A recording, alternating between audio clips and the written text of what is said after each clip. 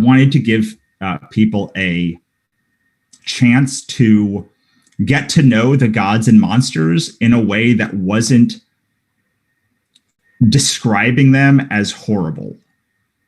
So that is in almost all of Lovecraft's and work and subsequent work, like the gods are this malevolent presence often. Even if they don't come across as malevolent, they always perform a malevolent action.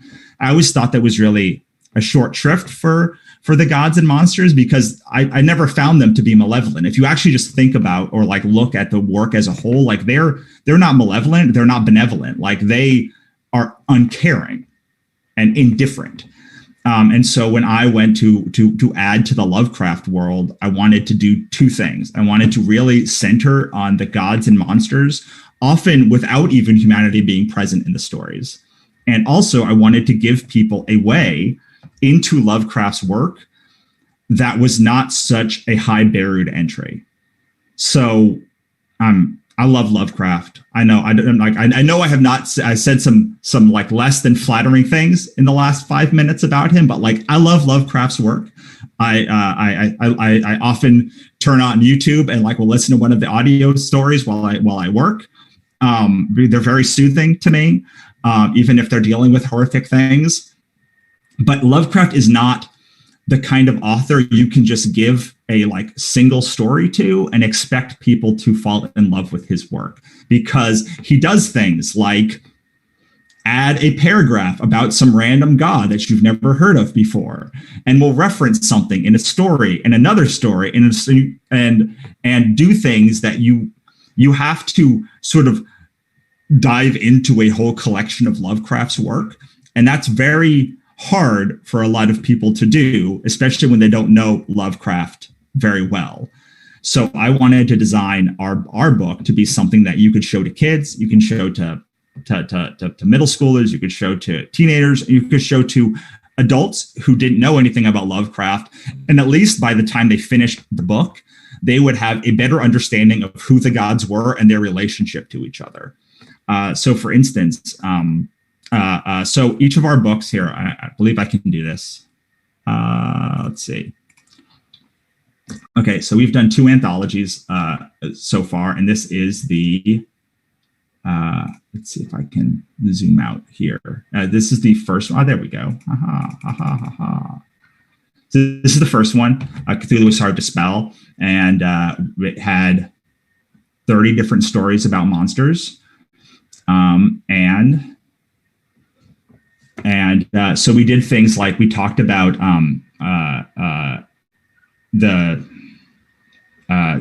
one of the this person chasing after a god to try and find out who she was, finding this god stuck in ice, which is based upon like Lovecraft's gods. One of them, I can't remember the one because there's so many and they're so hard to pronounce.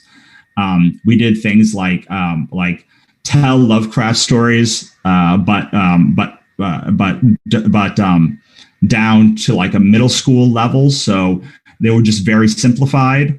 And then we also did things like, this is the origin story of the universe. So this is the actual origin story as like told by Lovecraft in graphic novel form. So this is how the entire world got. So this is a lot heavier, but again, by reading this book, you're going to learn about the gods and the mythos themselves. And it's hard to blame Lovecraft for this because this is just not something that he concerned himself with during his life. But in the fact that his mythology grew beyond, I think, what he hoped, but never, I don't think realistically believed would ever happen in his life. He didn't sit down and compile all of this stuff. There is no similarian of Lovecraft's work written by Lovecraft. So in order to find a low barrier to entry place to bring people into Lovecraft's work, so hopefully they extend to the different realms of Lovecraft, whether it's the my favorite book, the dream quest of unknown Kadeth and their dreamlands, which or it's in the Mountain of Madness, or any of the other amazing Lovecraft books.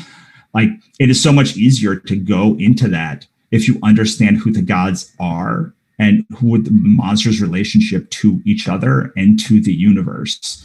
And so that is that was the plan. We also did things like this is the Cats of Ulthar, which show up a lot of times. Funny stories about the gods, silly stories, sad stories, but each of them tell a piece of the Lovecraft mythos and bring them sort of together. I can't say for the first time, but I can say for I have not found a good reference to the mythos outside of the Call of Cthulhu book. I would love to have like a reference guide to all of these gods, or like, but more importantly, I would want something that tells the stories of these gods in a way that I could give to my nephew who's like 6, or my wife who is in her 30s and doesn't know Lovecraft, or to a friend of mine who is confused after reading one of the stories, reading the Dunwich Horror, and this is sort of the crux of why we made the book, and what I hope to add to the mythos. I think the mythos has the Cthulhu has so many amazing horror authors who have worked in there, and we were trying to add something that could complement it without feeling like it like it was just telling a bunch of other horror stories. That being said, there are a ton of horror stories, just straight horror stories in this book too, because like, let's be fair, that's why you're coming to Lovecraft, right? Like you come for the horror, you stay for the mythos.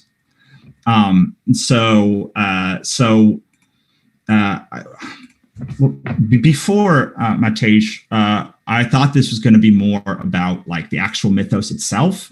But when I was talking to Camilla before, she was talking about how, she asked me a bunch of questions about comics and like making comics and like making stories. And I'm wondering if maybe if it makes sense to talk a little bit more about that, or a little bit about like actually making the story, or a little bit more pop culture-y part of the conference, like, or just answer questions that people have, because I know you guys have had a long day. I know it's 8 a.m. here, but it's 5 there. So like, I'm sure you guys have talked about like Lovecraft's mythos all day, the last 2 days. And so if you guys want to talk about like making comics or making books or telling stories, like I'm happy to do that.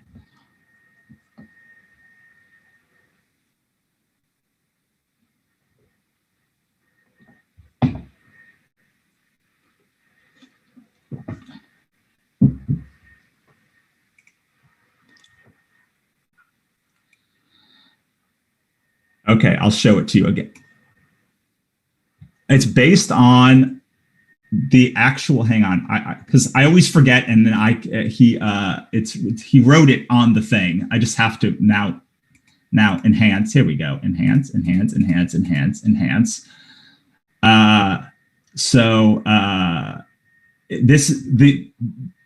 don't know what book it's from that he found this story, but the story is this is what he wrote at the top: a Lovecraftian creation myth translated from the Vonich manuscript by the mad alchemist and Anthropocene researcher Eric Young, 1889. So, according to my friend, then the creator of this, like this is canonical, the origin story of the Lovecraft universe from Lovecraft's or one of the follow-up creators' stories. But I'm sorry, I can't pull the actual like story. I can get it for you later. I can go and ask him. But I was really excited when he had it, because it's a piece that I didn't even read. Like, I haven't even read it. I hadn't even read it until he made it. So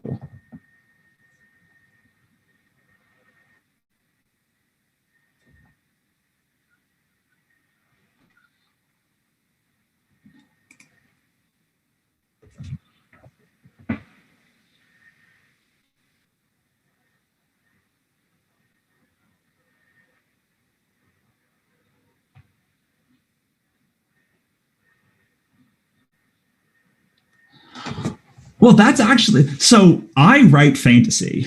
That is, I like taking horror elements like Lovecraft's mythos or demons or monsters and telling stories set in and using them to tell a fantasy setting. And so I'm often called a horror author. Not that I don't love horror, but I have very strong feelings about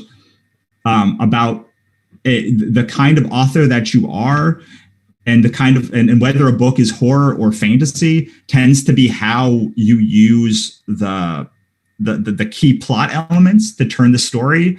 So for instance, a horror book will use fear and mystique and terror to like make the plot move forward. I think about something like this isn't a Lovecraft thing, but like I Know What You Did Last Summer, right? Like there's a bunch of like murders and like scary things happen, and like all of the plot always turns on those elements. Whereas with fantasy, the plot usually hinges on magic. So it's a much different way to move and make the story turn. And the same thing with mystery. I know Lovecraft is often called the father of cosmic horror, but he's also the father of supernatural suspense, the entire genre, where that's basically thrillers with supernatural elements in it. And so I really fell in love with mythology and fairy tales when I was young. I mean, Greek, because like that's the first thing we were exposed to. But like then fairy tales, the cute ones at first, but really like the horrific ones like are the ones that I really like loved as a kid once I got older. And like I went through the phase I think most humans go into at some point, where like the nihilist like phase, and then I moved into the absurdist phase of my life, and throughout it all, I really kept coming back to stories. Like when I was a kid, I wanted to be an actor, and then a director, and then an editor. And finally, I moved to Los Angeles from DC. So like I feel very strongly about movies and TV, but the problem with all of those are, A, you can't do exactly what you want because like there's a huge crew around you. And also like it takes a lot of money to do those things. And I found that as a writer, I had control over the story. I was the only human being who could construct something from nothing. And as a fan of mythology and creation myths, like that was very appealing to me. The idea, the ability to create, to create from nothing. All I needed was a piece of paper and a pencil and a blank page. And while that's scary to most people, I found it thrilling. And I do a lot of nonfiction work. Like I've written 2 nonfiction books. I speak all over the world. I have a training academy called The Complete Creative. But like the thing that I keep coming back to is writing stories, specifically fantasy stories with horror elements in them. And that goes not just for the Lovecraft book, but I have a book series called The Godsverse Chronicles, which is sort of my like epic. We're going to release the 11th book on it early next year. And like, it's again about like gods and humans who are most importantly, like humans taking control of their own destiny and fighting against the destinies that the gods have made for them. And I think you either have to love writing in order to be successful at it, or be compulsed to write. And while I do love the idea of finishing a story, I definitely fall into the like compulsed to write part of it. Like I I go into dark places when I'm not writing, and the only thing that pulls me out of it is like the ability to like construct fiction stories. And especially in the last year, when we were dealing with the pandemic and dealing with the, this whole thing, I found that like at least I could control the story. Like even though the story kind of works itself out outside of me, like, and some elements happen that I don't expect. Like at the end of the day, I have control of that universe, even when I don't have control over my own life, and certainly not the things that are going on around me.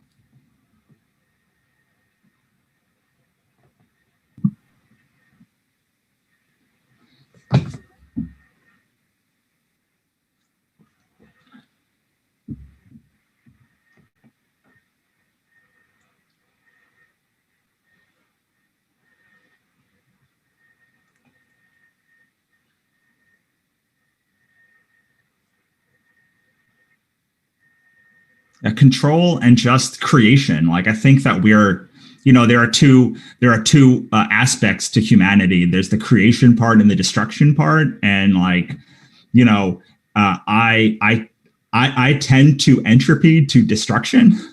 And so being able to, and I think the world entropies to destruction. And so being able to like counter that with creating all of these beautiful worlds or horrific worlds or like whatever worlds you're creating sort of allows you to like build the blocks up, like we spend so much of our lives like tearing the bricks down and like having bricks torn down around you. I feel like for me, writing is all about like building up like new structures around that like are being destroyed all the time. And sort of, I don't know, I was a punk when I was a kid. So like, I feel like it's in a world that like is in the 90s, being punk meant like, like raging against this system that thought everything was perfect. But now I think it's much more punk rock to like, to give a crap about stuff and like put stuff back, because the world has like changed. Like the world has turned from this like everything is rosy 90s like big blockbuster to like everything is doom and gloom and like the world is falling apart. And I think that for me, punkism has always been about like railing against whatever the prevailing narrative of the world is, because like it's like being the thorn in the side of whatever the prominent ethos of the world is, and showing people that like no, it's not all that. And so like I think that spirit of like raging against authority and like has turned for me from like no, the world is not perfect even though you're saying that everything is good, to now saying no, everything is not horrible, like there is still beauty in the world. And it's been a really interesting transition in the past 20 years, and to see some people go the other way, or to see people who I used to look up to, like, falling into the prevailing narrative that they used to rail so hard against. So I have a pretty much a bit technical question, but when you come up with an idea, you write the script, and do you actually make a storyboard before doing the actual panels, or you just go with the flow, or maybe you just make only the storyboard without the script, which is uncommon, but I've seen some people doing this. So usually I'm not writing my own. I'm not drawing my own books, but when I do, I just go straight to the script. I don't do any writing beforehand. I just draw, and then, because I'm not a very good artist, and so if I write something that I can't draw, then it's going to bum me out. But if I draw something, like I'll often spend time drawing something, or like saying, oh, I really would love this story to go this way, and then I get there and I'm like, oh, I can't draw that. And then like I'm like, what can I draw? oh, I can draw like a stick figure. Okay, like I could like this new character is going to be a stick now because I can draw that. When I'm just writing, I don't like doing thumbnails, which is the little scripting on the side where you draw each panel out, because I'm usually wrong. So I what will normally come back is I'll do a script, and let's say a panel is like something says 5 panels. About half the time it'll come back as 5 panels.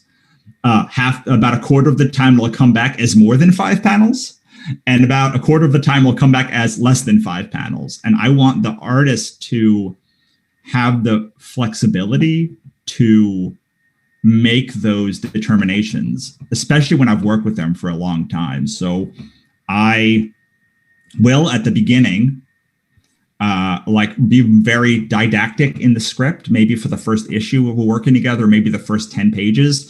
But once the artist and I sort of have a rhythm, which will happen by the end of the first issue of a book. So if you're doing like the first 20 pages, the first 10 pages are always the worst, because they don't know how to interpret your work. Like, they don't have a good grasp on the character yet. So like you might spend a month, 2 months, 3 months doing that first 10 pages so that they understand your flow and your pacing and what they can do. They're also very tentative because they've never worked with you before. Like, they don't know how hard-handed you're going to be or how free you're going to be. So like their work is always a little bit more stilted in those pages. So it's really about like bringing what you want out of them. But once they get it, once they're in the flow of the art, I like to be as hands off as possible. I come from a directing background. And so as a director, they say, once you've hired the actors, your job is 80% done. So my job is really to hire the artist, give them the script, set the pace, and then let them create inside of it. And if I've done it right, then they will bring back something better than I can ever imagine. If I've hired wrong, like, then I have to eat that or find a way to like make it work.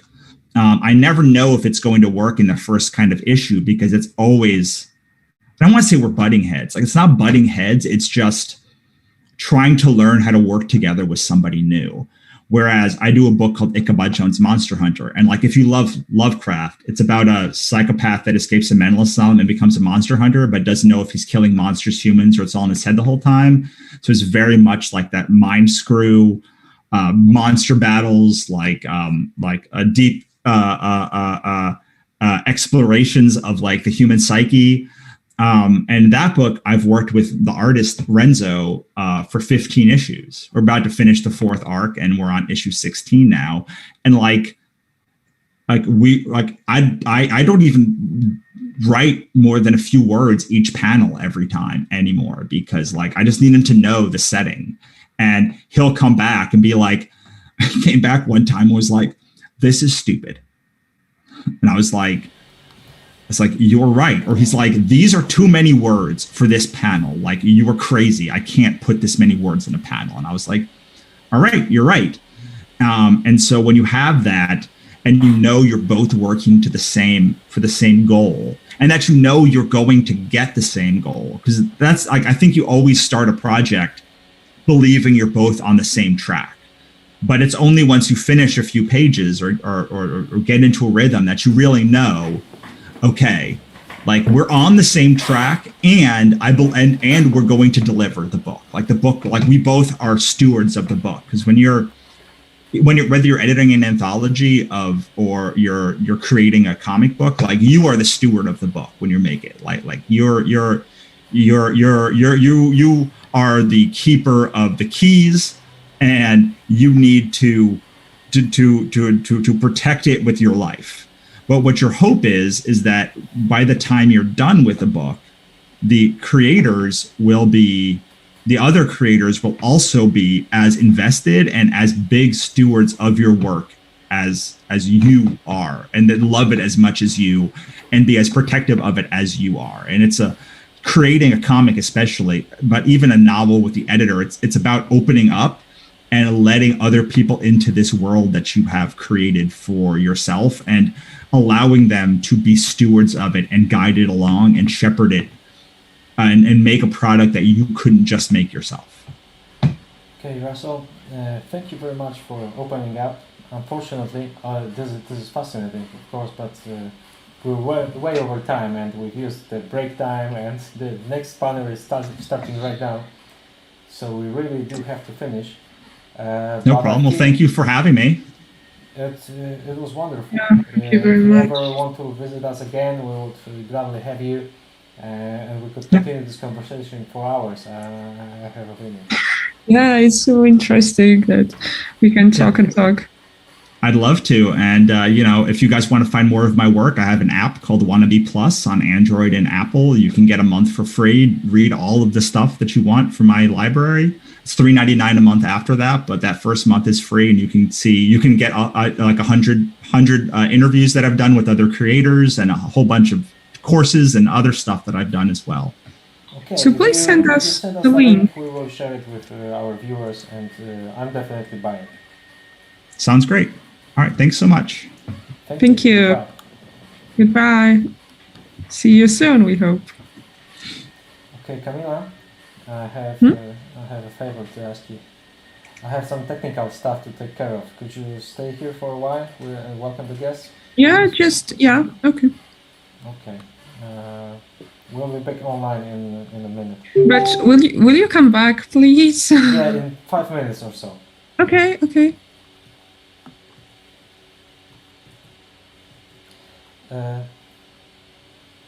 By the way, were you able to hear me now? I'm asking our viewers because there was a problem before. Are we streaming right now? Yeah, we are. But I'm stopping now. Just give me a sec. I'm going to the other room.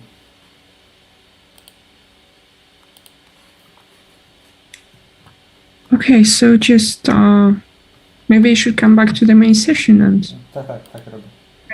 Okay. Co? Nie jestem na wizji. No co? Bo chodzi o to, że nie przeczytasz, ale... Finished the previous panel. Oh, Mateusz is with us. Tak, ja to wiem. Hello. Cześć. Idź teraz przygotować z konkursu wszystkie odpowiedzi i zebrać fajne pytania. No to niech to Natalia zrobi. You know, boss stuff. Okay, sorry for that. Welcome everyone. We're going to start in a minute. We can all move to the breakout room. Some of our presentations in this panel have been pre-recorded, so we'll just use the materials. But Mateusz, yes? Pardon. I have sent you a link to Józefa's presentation. It is a movie that is on our Google Drive. It is extended. It has 31 minutes, but she accepted that it would be instead of the discussion time. And we had some problems with Alvaro's presentation in sharing the screen. This problem seems to be solved, but just in case, I also may prepare the link for you. If it would be necessary, then you have it at the Discord channel.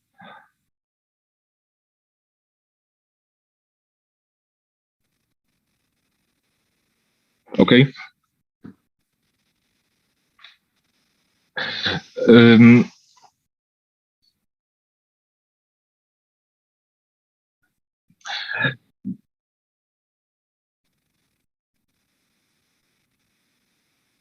Okay, I will check it, but one thing, can you extend the volume of your microphone, since you are the most silent person from the entire stream?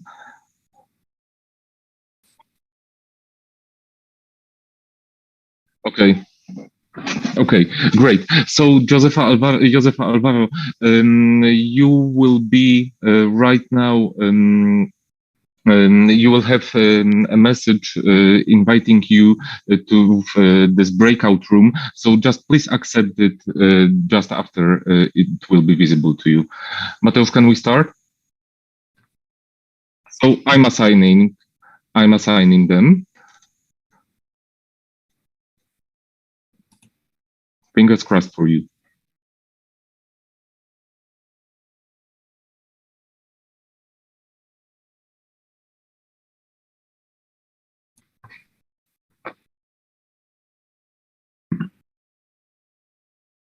Good afternoon. Hi. Hello. Are we live right now? Or still not? We should be. Okay, I check it. Oh yeah, we are. We are. Okay.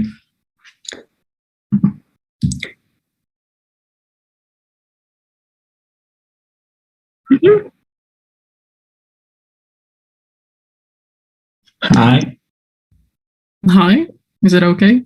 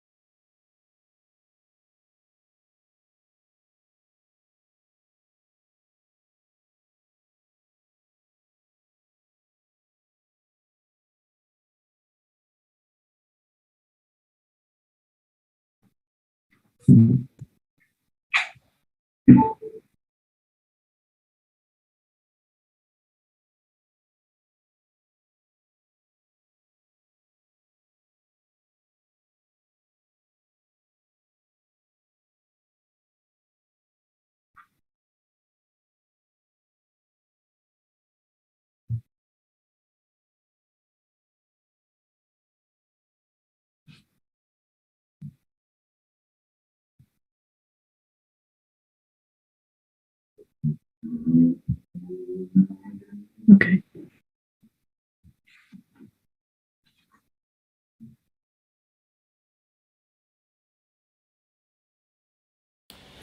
I'm sorry, guys. I turned off the mic again. So let's say all the important info again to our viewers. This panel is called the Arkham House. We're going to hear many things about Lovecraft's literary tradition, people that came before him, after him. Our guests that are with us right now are Josefa Percikova of Slovakia and Alvaro Pina Arabal. You're from Brazil, if I remember correctly. Yeah? Spain, sorry. Spain, yeah. Oh, sorry. Well, colorful culture, nevertheless. So we'll start with Josefa's pre-recorded video, and then we'll hear from Alvaro. Our other guests should arrive soon. Two other presentations have been pre-recorded, and they're a bit longer than they should be, so this panel is probably going to last a bit longer than we planned. If there are any other audio problems, please let me know. I'm checking the chat, and I'll try to start Josefa's video right now. Greetings everyone, my name is Josefa Peučíková and I'm a PhD student at the Konstantin the Philosopher University in Nitra in Slovakia. And today I would like to talk about the Cthulhu mythos and its position on what can be called the verge of shared universe and fan fiction.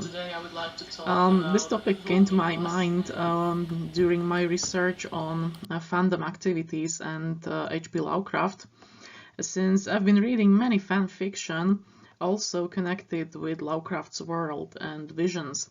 And I was thinking and I was asking myself why some of these works are considered fan fiction and the others original printed works. So now I would like to introduce you to results of my research. First of all, the methodology. At the beginning, we have to define the key terms we are going to discuss. These being the shared universe, fan fiction, among others also pastiche, and not to forget Cthulhu mythos. Then we can start asking questions, the key ones being: how was Lovecraft's universe meant to be? What has changed with August Derleth? And how does the fan fiction fit in? Also, I've analyzed several types of sources, beginning with letters from various authors, then continuing with works of H.P. Lovecraft and other Cthulhu Mythos authors, and also fan fictions, and not to forget, of course, scholarly literature on this topic. Then I would like to suggest you some answers, and I hope we will come to a conclusion. So, first of all, the definition. So, when we talk about a shared fictional universe, it can be described as an intertextual register of works that share a common attribute. There are different kinds of attributes that can be shared, but most of the times you would see a fictional universe that has a topological background in common. That means that works of this universe share the same world. Or, second case, it can be about characters which either act in works of different authors, or the characters from different works are aware of each other, aware that they exist in the same universe, or their meeting, for example, can be depicted or described, which means that the works in this shared universe are connected through an interpersonal network.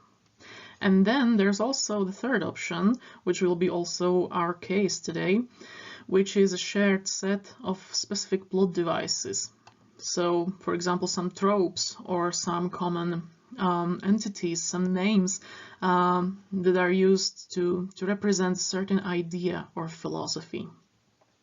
What is also important to know, shared fictional universe can be created by one or more authors, and what is interesting, it can also span through one media or medium or several media forms.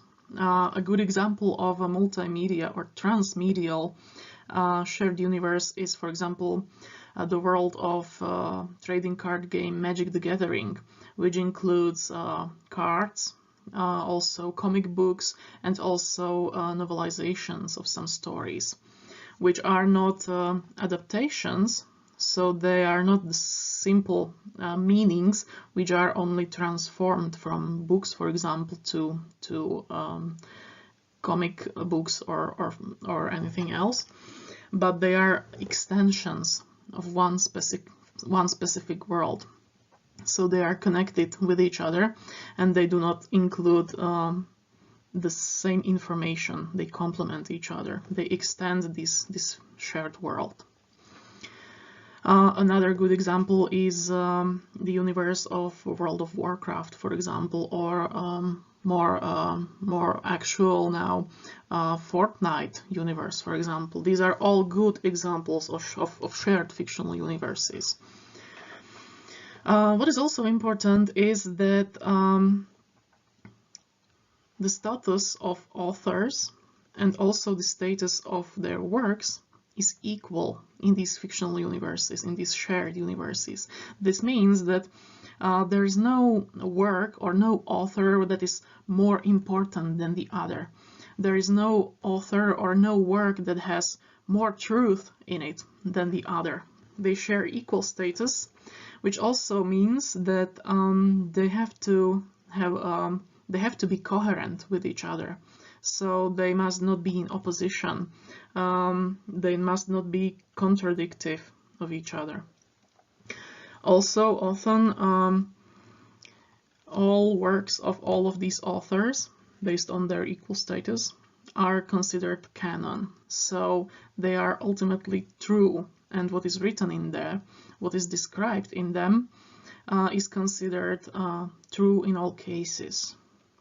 We could also try to apply Don Markstein's criteria when considering shared fictional universes, but his focus was more on history of comic books, and also his criteria are more tightly connected to comic book universes, as he describes specific conditions under which certain characters can meet, or under which certain characters are considered to be in one shared universe. However, let's move from this quite general term to two specific artistic forms which often are used in connection with shared fictional universe.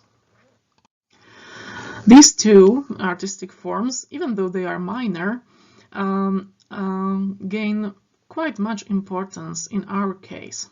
We are going to talk about pastiche and fan fiction. Of course, in literary form, as we are talking about Lovecraft and the Cthulhu mythos in its original form, which emerged in 1930s and 1940s, in the first half of the 20th century, more specifically. So, when we talk about pastiche, we could describe it as a literary work that imitates the style and motives of another author, of the original author. It is important to note that pastiche does not mock the original work. It can be humorous, it can contain puns, for example, and jokes, but it does not mock, it does not make fun of the original work in the way that a parody or satire would do. Also, what is important, pastiche celebrates the original work. It's a celebration of its effect it has on its recipients.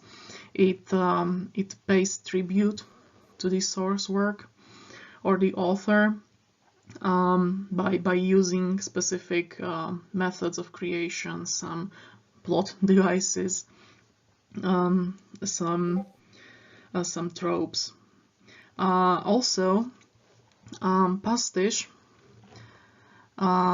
acknowledges the author, his style, and it is aware of the original work as such and of the meanings it carries. This means that author of pastiche holds some approaches the original work from a distance. They know that it's artistic work they are paying tribute to, but they also know that it's something different from the pastiche itself. This is important mainly when we take a look on fan fiction and when we compare these two artistic forms.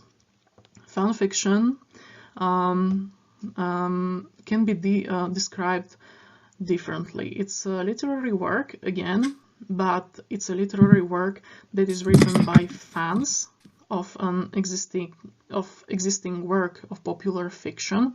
For example, written by fans of Harry Potter or by fans of Lord of the Rings, for example, and so on. It also may acknowledge the style of the original author. However, its focus lies on the fictional world inside the original work. It focuses on characters of this work. It focuses on narrative itself. And also the approach of fan fiction towards the author of the original work is absolutely different from pastiche, since in fan fiction the death of the author is implied, which means that fans, as creators of fan fiction, do not take into consideration any meanings of author. The meanings the authors put into his work may be ignored, may be transformed by fans, may be even opposed by them when writing fan fiction.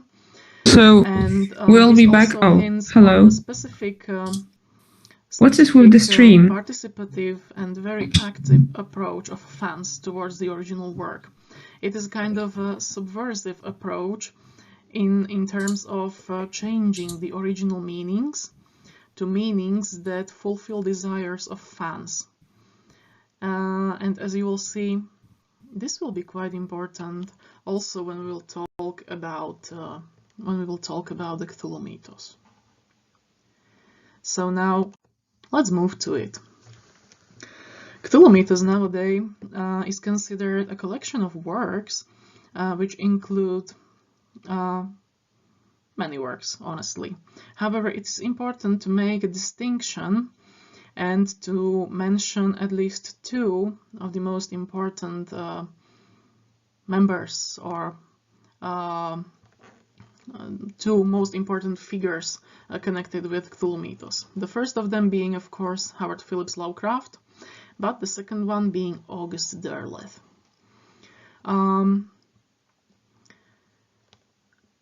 I will also make certain distinction between the way Lovecraft and Derleth had approached Lovecraft's work and his vision of world that he described.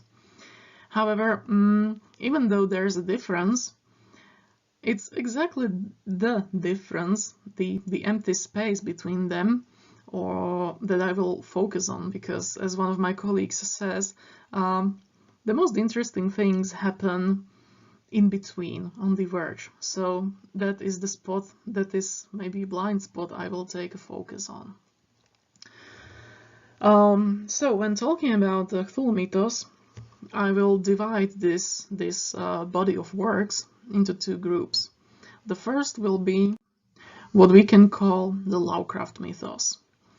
The Lovecraft mythos includes works that were created during Lovecraft's lives, and these are works not only of Lovecraft himself, but also of his fellow friends, writers such as Clark Ashton Smith, Robert Edwin Howard, Donald Van Drey, or even August Derleth himself, and also includes works of other members of the Lovecraft circle. What is interesting is that, and what is typical for the Lovecraft mythos, is that works that are included in this group share some characteristics. These being, for example, fictional books like Necronomicon, Book of Abon, and so on.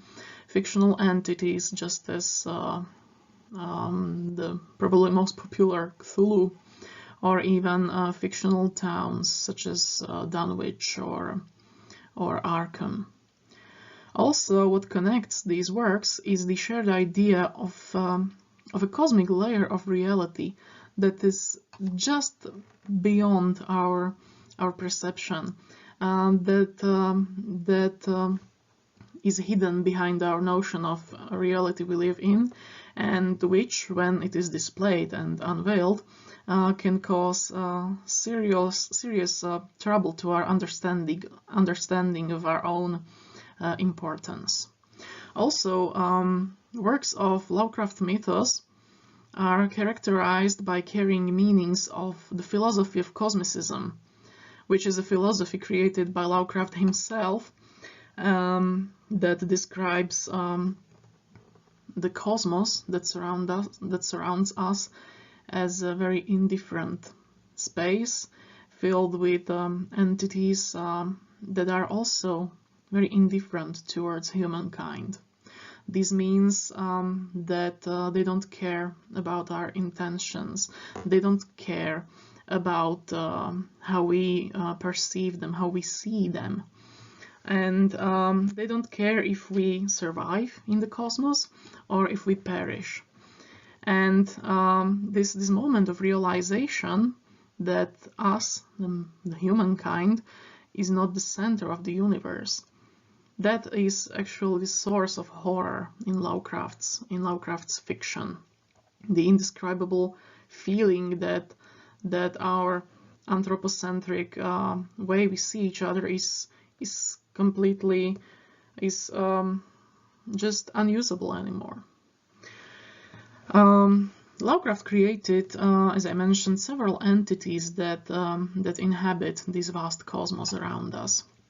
However, what is specific for this group of works, for Lovecraft mythos, is that these entities are lacking any system. They are hardly hierarchized in the way that any human mythology would try to systematize them.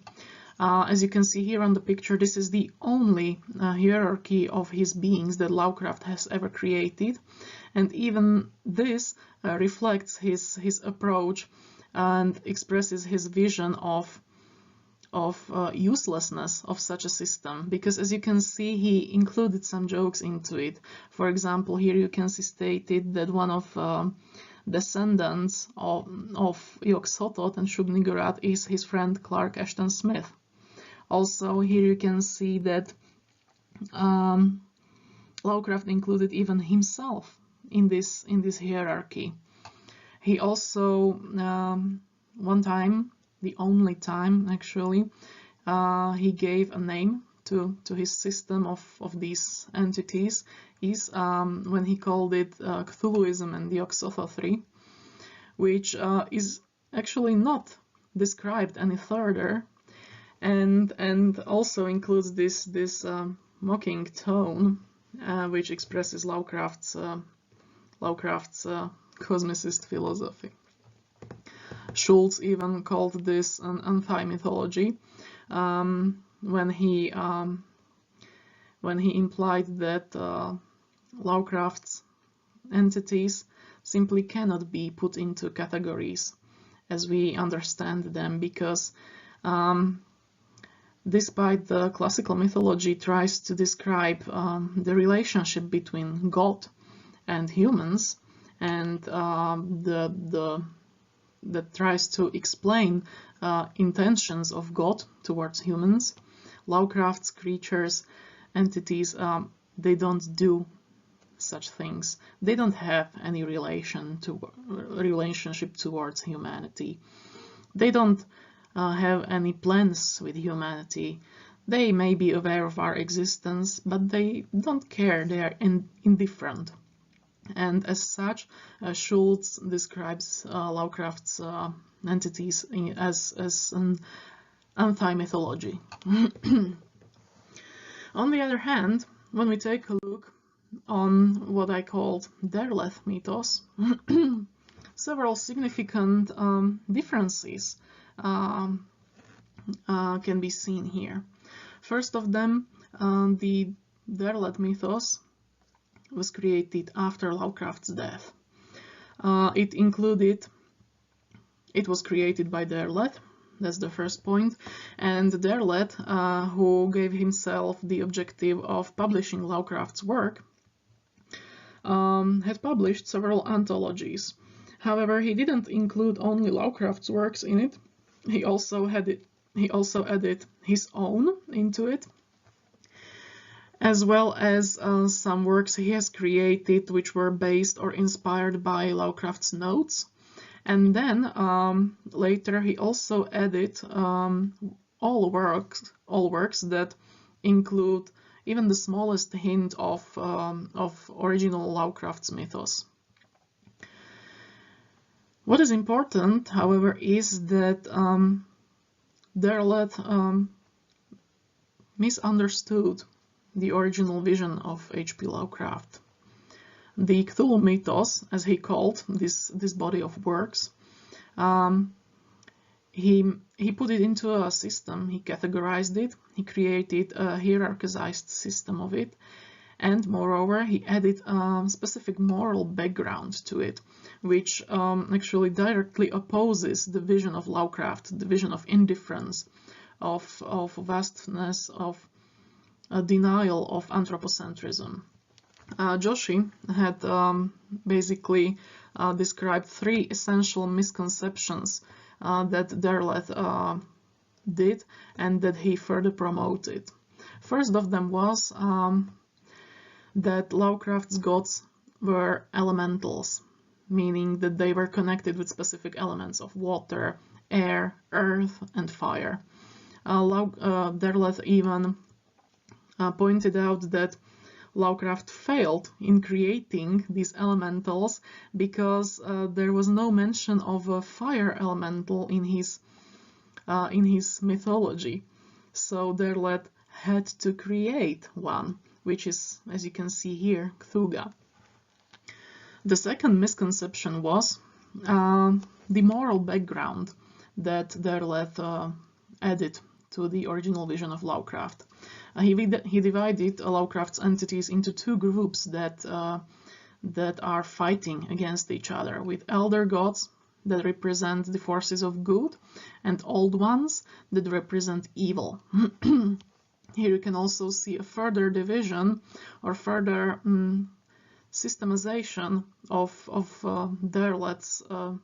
Derleth's mythos, to be said, where you can see different layers, different ranks of these deities, to be said, which are divided based on their might or based on their ancestry line, based on the elements that Derleth described.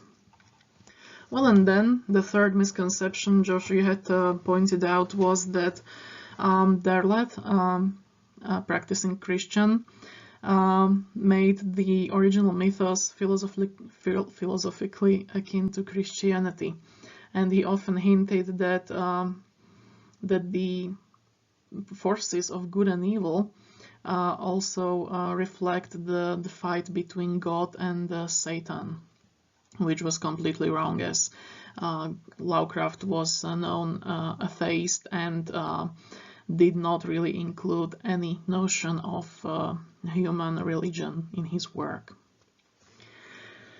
However, the last but not least, and certainly very important point that makes Derleth's mythos different from Lovecraft's is that when Derleth learned that his conception is wrong, he didn't correct himself, but intentionally continued to spread his version of the mythos, his theoretical background, including the moral battle and also the religious background. So he had altered the original meanings in these terms.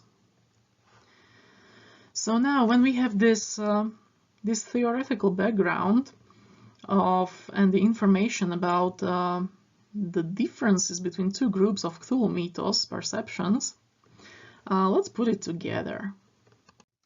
So when we take a look on the Cthulhu mythos as a whole again,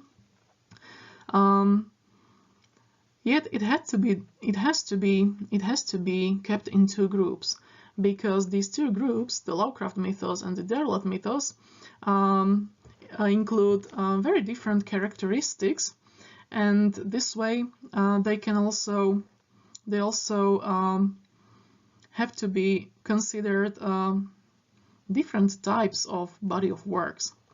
Lovecraft mythos, for example, as the first group, can be easily considered a shared fictional universe, as we have described it at the beginning, because the authors and their works in the Lovecraft mythos share the same equal status. So again, there is no better or more truer or more important work among them.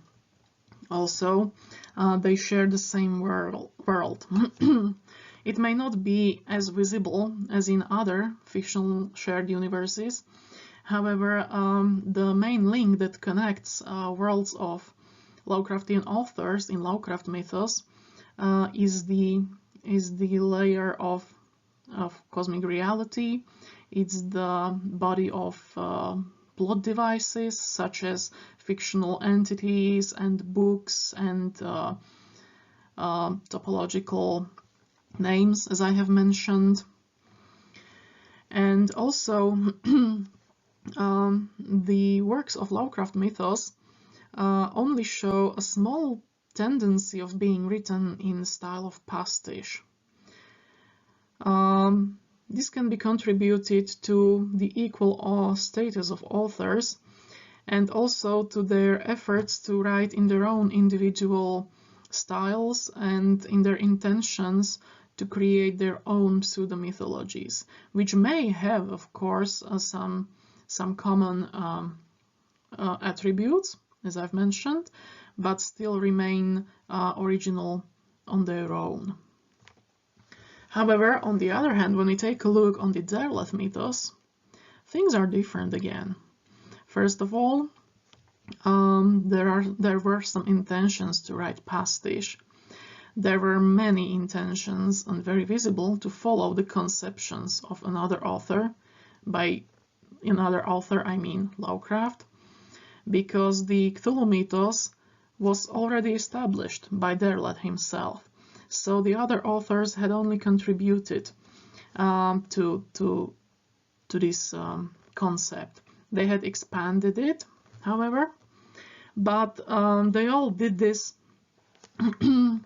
according to Derleth's vision, according to changed vision, because there was an original change or shift in reception, a shift of meanings, which means that Derleth's mythos, as such, which followed the altered version of the mythos, can be now considered a fan-fictional literary work, since it subverts, in a way, the original work of H.P. Lovecraft. So now, the conclusion. Oh, well, here you can see one very important quote made by H.P. Lovecraft in a letter to August Derleth, where he describes this, that he would always support the sharing of his figures, of his plot devices, and he would encourage other authors to use it, and that he would also use them from others. So this intentional sharing of these aspects also hints to the nature of a shared fictional universe. On the other hand, then, there's also this quote, which was originally originally it was thought that Lovecraft had said this, and this quote was the main argument, the main weapon, so to say, of August Derleth when he defended and described his version of the Cthulhu mythos.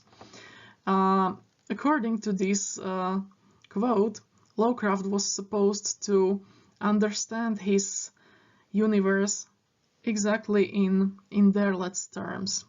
So with a moral background, with the hint of Christianity and so on. However, later it was uncovered that this quote was false, that it wasn't even a quote, since Mr. Farnese had only described what he thought he remembered Lovecraft saying, and it was simply not truth. However, this statement was something that Derleth used then for a long time, and this was also the key element of Derleth's stance, his position. Anyways, to the conclusion now. So for sure we can say that Lovecraft, the Cthulhu mythos requires detailed view, since it all two groups of works differ in their nature. Lovecraft mythos can be seen as a shared universe, just as the original author had intended it to be. And then the Derleth mythos, which is based on a misconception and his wrong approach, can be seen as fan fiction, because despite Derleth knowing that he was wrong, he stuck to his version, and he promoted this different meaning, so creating a different narrative from Lovecraft's. Also, then the last question to be asked is, how does it affect the contemporary popular culture? And this is the question I would like to leave open for now, as it requires further research, and I'm hoping that we will look into it further in following years and months. So now, thank you for your attention, and I'm looking forward to feedback from you.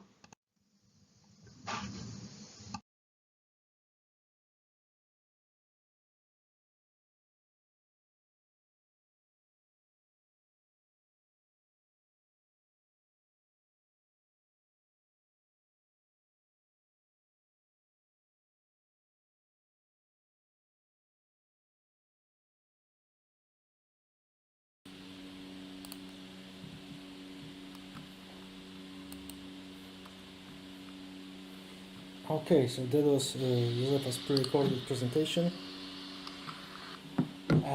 Thank you for preparing that. A lot of topics were covered. I think it was very interesting. And we'll have some questions about it later, I'm sure.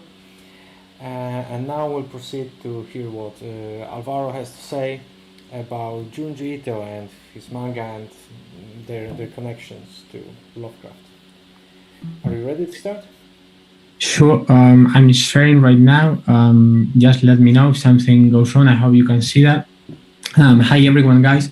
In the first place, I'd like to express my gratitude to the organizing committee for counting on me, for sharing about this topic that I so deeply love, the influence of Lovecraft in horror manga, the work of Junji Ito. Actually, yesterday, St. Yoshi was asked about some of this stuff, and I feel like I can very modestly contribute to that somehow. In the first place, just about how Lovecraft's literature was introduced in Japan. It was actually introduced by a very famous, well-known writer in Japan, Edogawa Rampo, which is a synonym. His actual name was Taro Hirai. I'm listening myself. Can you just turn off the micro, please? Okay, thanks.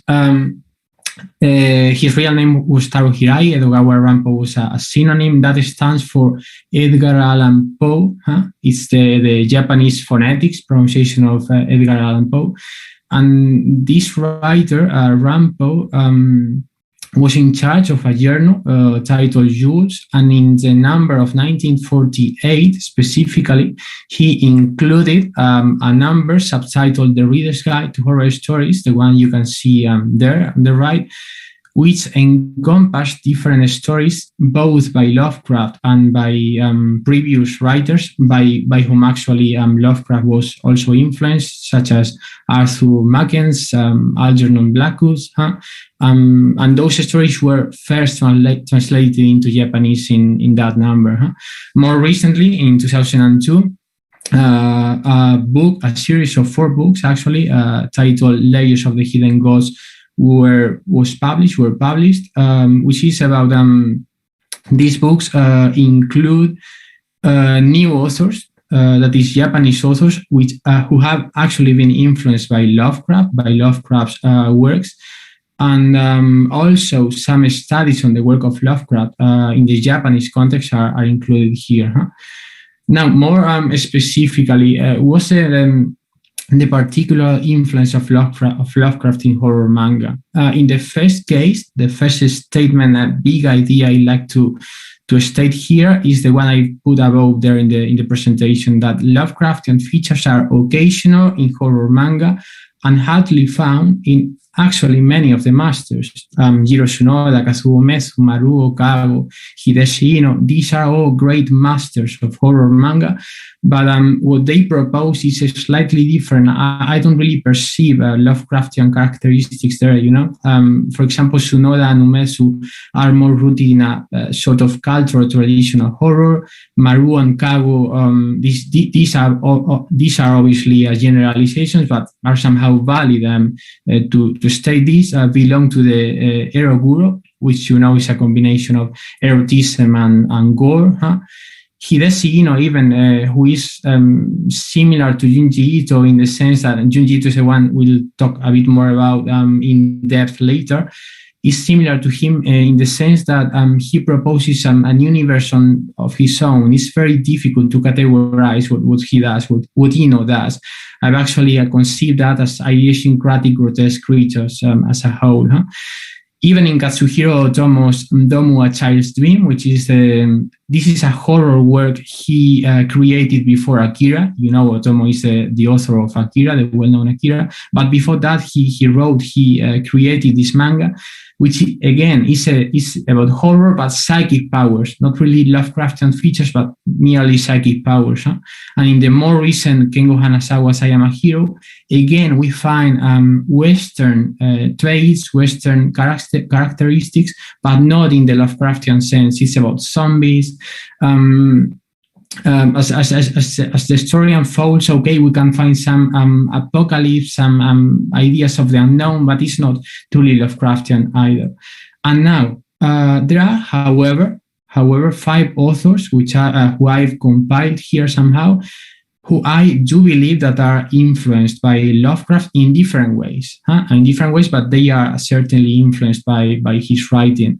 The first one is Shigeru Mizuki, who took Lovecraft's the language horror as a point of departure to create sort of a parody. It's quite faithful to the original, but at the same time is creating a parody out of that. The title is Footsteps from the Depths of the Earth. That was published in 1962. There you can see some pictures. The 2 of them belong to this manga. For instance, the story is set in a Japanese village, not in language anymore.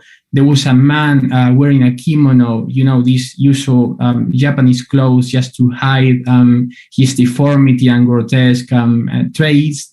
Even, this is perhaps the most remarkable fact, Jigsaw Thoth is parodically named yogurt.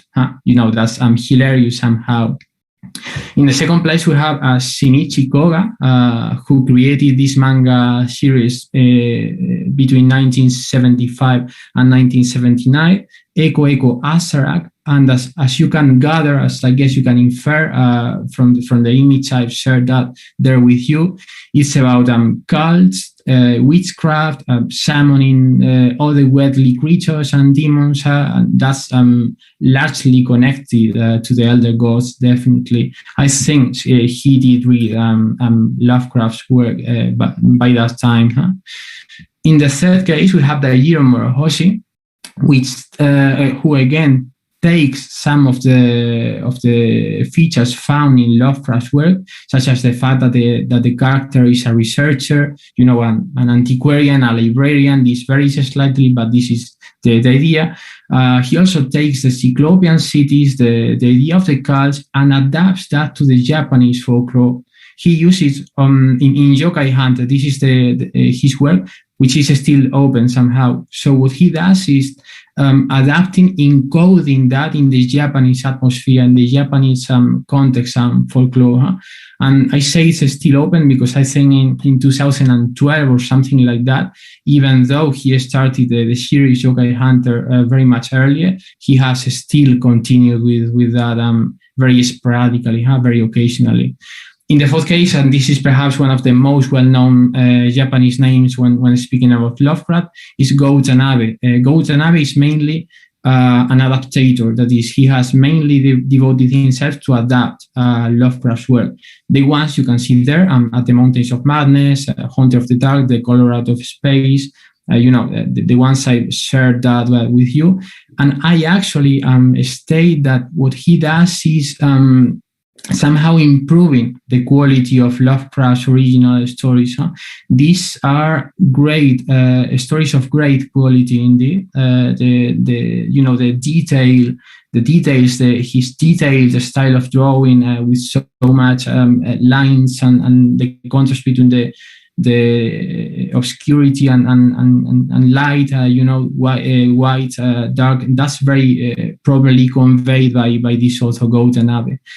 And now we come to the one I wanted to share with you in more depth, a bit more deeply, who is Junji Ito. Perhaps he's perhaps, and I actually think he is the master of horror, Japanese horror manga nowadays. He was born in 1963. He's devoting himself to manga since he won the Kazuo Mesu Award in 1987, even though he was a former dental prosthetist, and actually he balanced both works when he was starting, and finally, eventually, he managed to devote himself only to literature. He's an avid reader of literature, specifically of science fiction. Some of Lovecraft's works actually belong to the science fiction genre, such as At the Mountains of Madness, this. And not in vain, not for nothing, has Junji Ito, adapted some works such as Mary Shelley's Frankenstein or Osamu Dazai, No Longer Human, into manga. These are two adaptations Junji Ito made out of those two literary works. He has an interest in Ars Poetica, that is, by Ars Poetica, I mean his creative style, his creative mind, which is something I've translated from Spanish, because this was in turn translated from Japanese into Spanish as the oblique gaze. By this, Junji Ito means that he observes the daily reality, everyday reality, and he notices there the macabre, the grotesque. He perceives horror there. He's somehow watchful for detecting, for spotting horror in daily reality. He's been influenced by some of the great mangakas, you may assume, such as Kazuo Mesu, Hideshino, and Lovecraft in the case of literature. And actually here we have the very thing that we have that we must have in order to know when an author is influenced by someone else. That is, the author's own words. Here we have Junji Ito's own words, admitting, recognizing how he was influenced by H.P. Lovecraft. Just let me quickly read this, though I'm... now. He's asked, is there anywhere you would like to adapt into manga in future? And his answer is the following. I wanted to adapt something by Lovecraft. I had thought that I would like to draw the atmosphere of his works with dark touches, but I read Gotanabe's work, the one we saw before, based on one of Lovecraft's original works, and it is so marvelous that I thought it was no longer necessary to do it. Anyway, I still think that I would like to draw an original manga with the atmosphere of Lovecraft's works. All the same, since the time I started publishing, I have received his influence, so I believe my style would not change too much. So he has not directly adapted Lovecraft, but he has indeed been largely influenced by him. Here, how have I exactly ascertained the influence of the Providence author in the work of Junji Ito? Well, by establishing 4 categories, or rather I say motifs, intertwined motifs, actually, the ones you see here, the cosmic and the apocalyptic motifs, the oniric motif, the monstrous and sectarian motifs, and the musical and sound-related motifs. These, I insist, are intertwined, interchangeable. They collapse with each other at some point. They are, can coexist within a same work. There on the right, you can see an actual drawing made by Junji Ito of Lovecraft. That is Junji Ito drawing Lovecraft, a drawing included in a recent art book. And more or less quickly, because I don't want this to take too much time, we could be here speaking for hours and hours, but I will just share some of the main references in Junji Ito's oeuvre concerning the influence Lovecraft had on him. In the first case, the cosmic and the apocalyptic, we have these 3 major works, mainly Uzumaki and Hellstar Remina. Uzumaki is very well known. It's about spirals that appear on the earth and that somehow cause obsession in people perceiving those spirals, either in when having a shower with water, even in fingerprints, they become obsessed with that. And towards the end of the story, as the story unfolds, we are presented that sense, that purely Lovecraftian sense of the unknown, of something going beyond human understanding. This ruin, which is also purely Lovecraftian. In Hellstar Remina, we have a planet, an unknown planet just recently discovered, which people call Remina, coming into the earth. Notice its monstrous appearance. It's a living entity, let's say, but at the same time, it's a planet. The planet is a living entity devouring everything as he approaches the earth quickly and relentlessly, actually. And in the third case, we have Junji Ito's most recent work, which is Censor. It's a bit failed. It's not his best work, not at all. But in it, we do perceive, again, and this image is self-explanatory, I guess, this idea of the cult in order to summon a creature from beyond, from the other world. In the case of the oniric, which is, again, largely significantly Lovecraftian, this concept of the onironaut, people going into sleep just in order to explore the dream reality, the dreamlike realities. We have two I've selected two Junji Ito's work. The first one is Den of the Sleep Demon, in which a man is possessed by a demon. There you can see the moment in which it appears. But it only appears, it only comes into view when this character is sleeping, under sleep. And that's, again, clearly connected to that. And in the second case, we have one of Junji Ito's favorite works, which is Long Dream. This is about a man that spends so much time dreaming that in his mind, not operatorily, not in reality, of course, but in his mind, he's living 10, 20, 30 years. In reality, it only passes about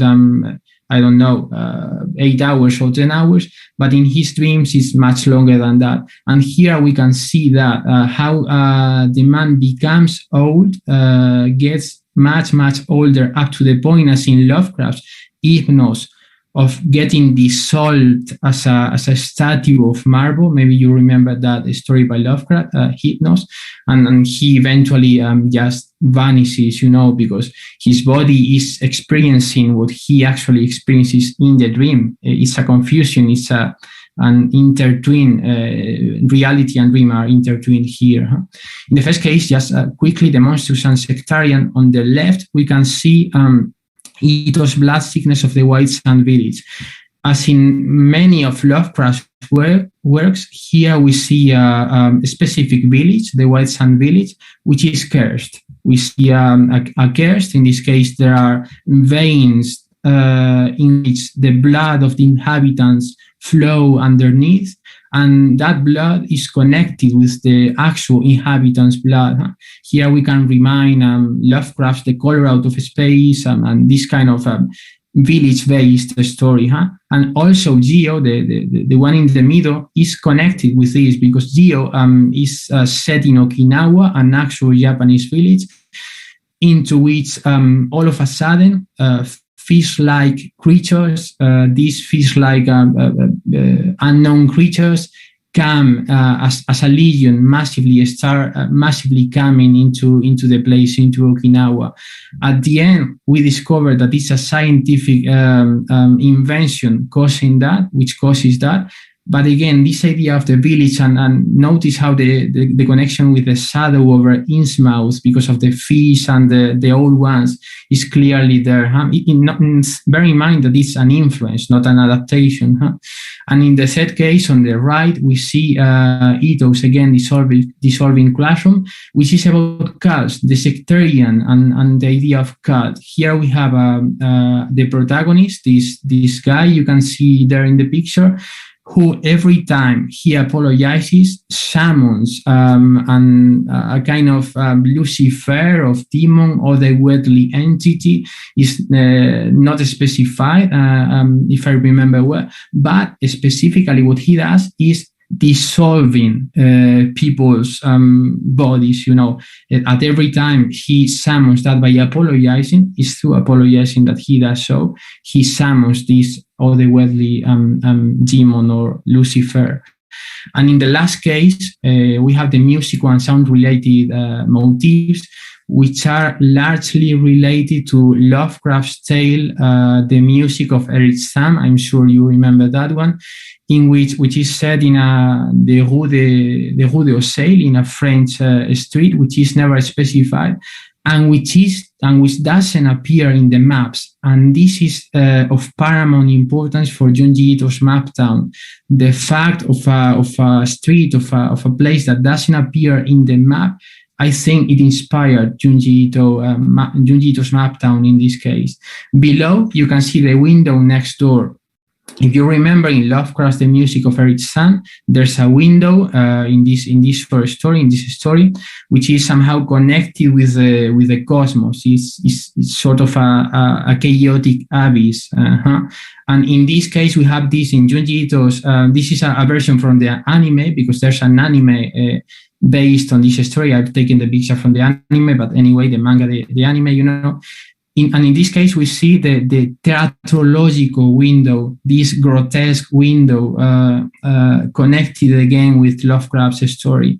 And just to finish these two others, there are many more. I insist there are more than the ones I'm showing here, but The Devil's Logic and The Village of Sirens are both connected with the sound-related events. That is, characters hear a specific noise, and that noise is somehow either provoking, causing their suicides, as you can see in The Devil's Logic, or simply making people become mad, as in The Village of Sirens. And actually there we eventually find that the village is governed by the devils themselves due to noise.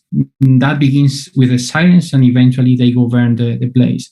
And very quickly, just the three conclusions.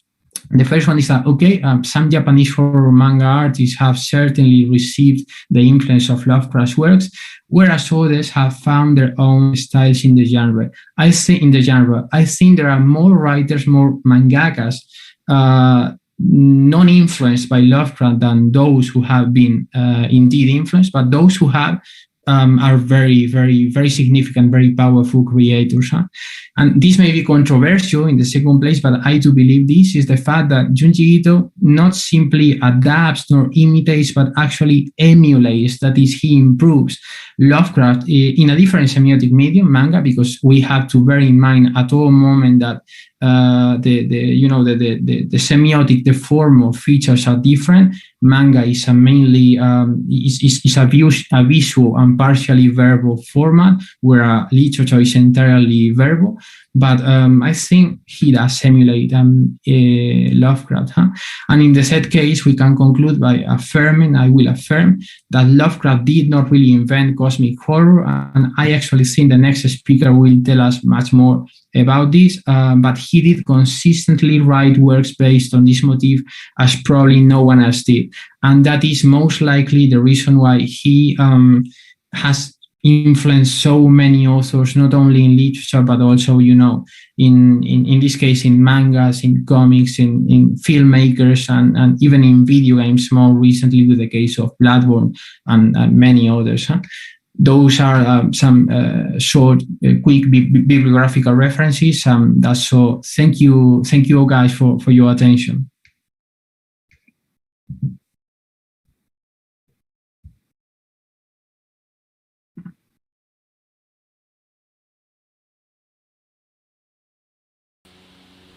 Okay, thank you, Alvaro.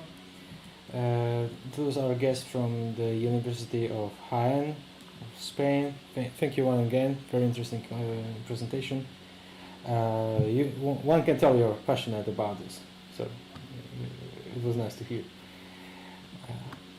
Okay, and now to our next guest, Sean Moreland. Sean is going to tell us about I'm not sure if I have the right abstract. Gould Haunted Woodlands of Weird, George M. Gould and Cosmic Horror Before Lovecraft. That's it, right? Yeah, that's it.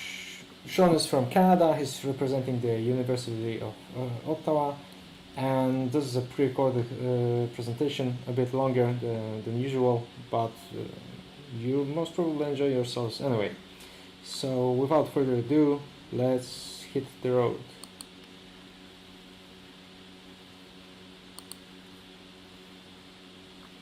Hello, my name is Sean Moreland, and this is a conference presentation that I am recording for PhilosophyCon in May of 2021 on the topic of metaphysical horror.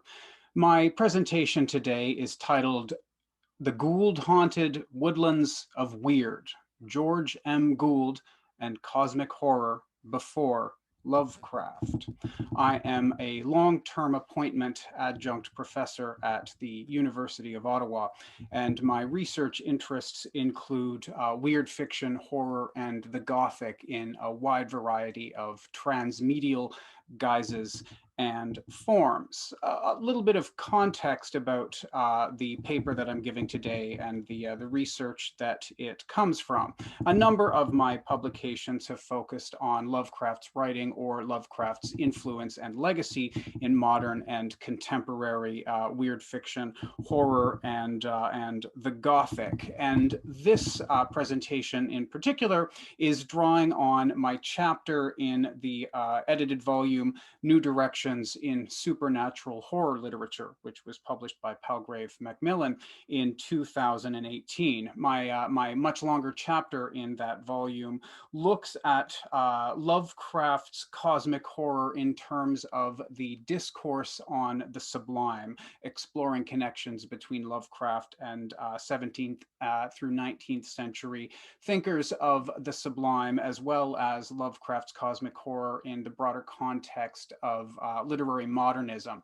And it portrays cosmic horror as a kind of post First World War mutation of sublimity. So what I'm going to focus on today, though, is just a very small aspect of that broader chapter, which ties into a work in progress that I've been working on for a few years, tentatively titled Repulsive Influences. Repulsive Influences looks at the coextensive history of the reception of Epicurean materialism via Lucretius's poem De Rerum Natura and the emergence of Gothic horror and weird fiction beginning in the early modern period through to the end of the 20th century. But what I'm going to focus on today is just one particular influence on one particular often overlooked contextual figure who was part of the intellectual and cultural milieu in which Lovecraft developed this conception of cosmic horror. I first came across George Milbury Gould's name in connection to H.P. Lovecraft in a short 2015 editorial by Paul DiFilippo.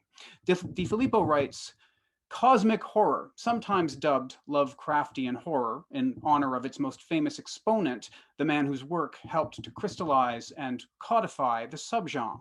The phrase itself predates Lovecraft, found in such anomalous sources as George Milbury Gould's The Meaning and the Method of Life, a search for religion in biology, published in 1893.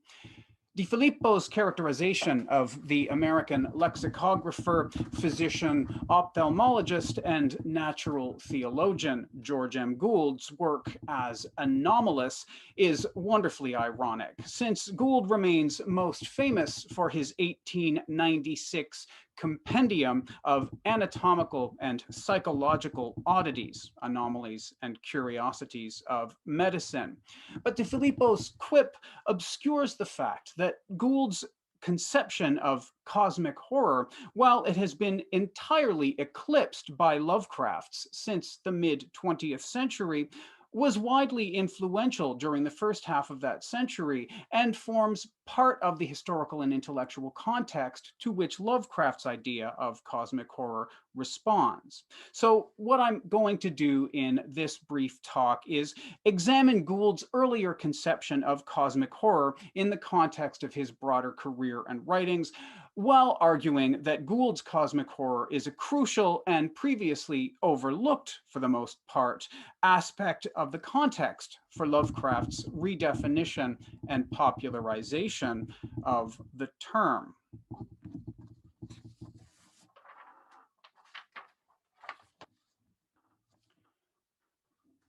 As DiFilippo notes, the notion of cosmic horror has been closely associated with H.P. Lovecraft since the middle of the 20th century. Lovecraft's fictional and critical writings, his essay Supernatural Horror in Literature in particular, helped to redefine and to popularize the term, which would become almost exclusively associated with him by the late 20th century. But Lovecraft was hardly the first to conceive of the affective concept that it describes, one which dates back at least to the early modern period and to the 17th century. The contemporary American horror writer Thomas Ligotti looks back to the writings of French scientist and Christian philosopher Blaise Pascal for an early modern and contrapuntal conception.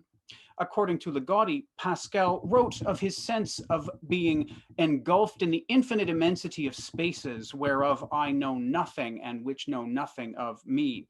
I am terrified. The eternal silence of these infinite spaces fills me with dread. Pascal's, Ligotti notes, is not an unnatural reaction for those phobic to infinite spaces that know nothing of them. Nor, it's worth pointing out, did Lovecraft coin the phrase cosmic horror itself. It was already in circulation before Lovecraft's birth. The earliest example I've been able to find of the phrase, using Google Ngram to search the textual corpus available through the Internet Archive and through Google Books, and you can see that on this slide, occurs as part of a journalistic description of the period leading up to the eruption of Krakatoa in 1883. Quote, "We could feel that some cosmic horror was impending long before the catastrophe took place, and I fancy that other sensations of a like nature are in store. We hear from one part of Asia of atmospheric phenomena which disturb numerous and delicate people."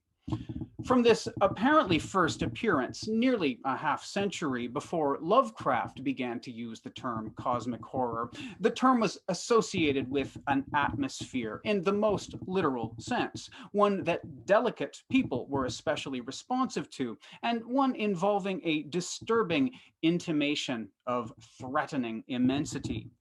This usage derives from the idea of cosmic emotion, which was developed by the English mathematician and philosopher William Kingdon Clifford, who in turn derived it from the English utilitarian philosopher Henry Sedgwick. Clifford defines what he means by the term cosmic emotion in his 1877 essay titled The Cosmic Emotion.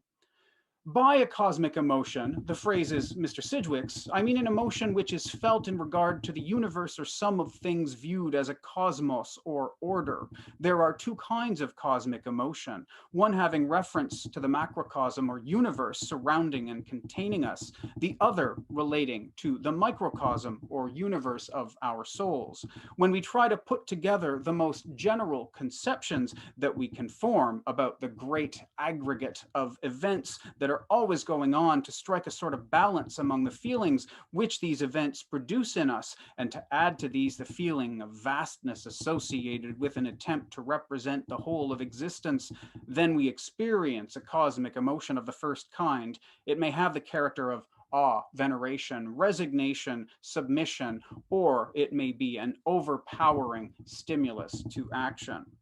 Clifford points to an admirable synthesis of these two forms in a sentence by Immanuel Kant, which has been, in his words, perfectly translated by Lord Houghton.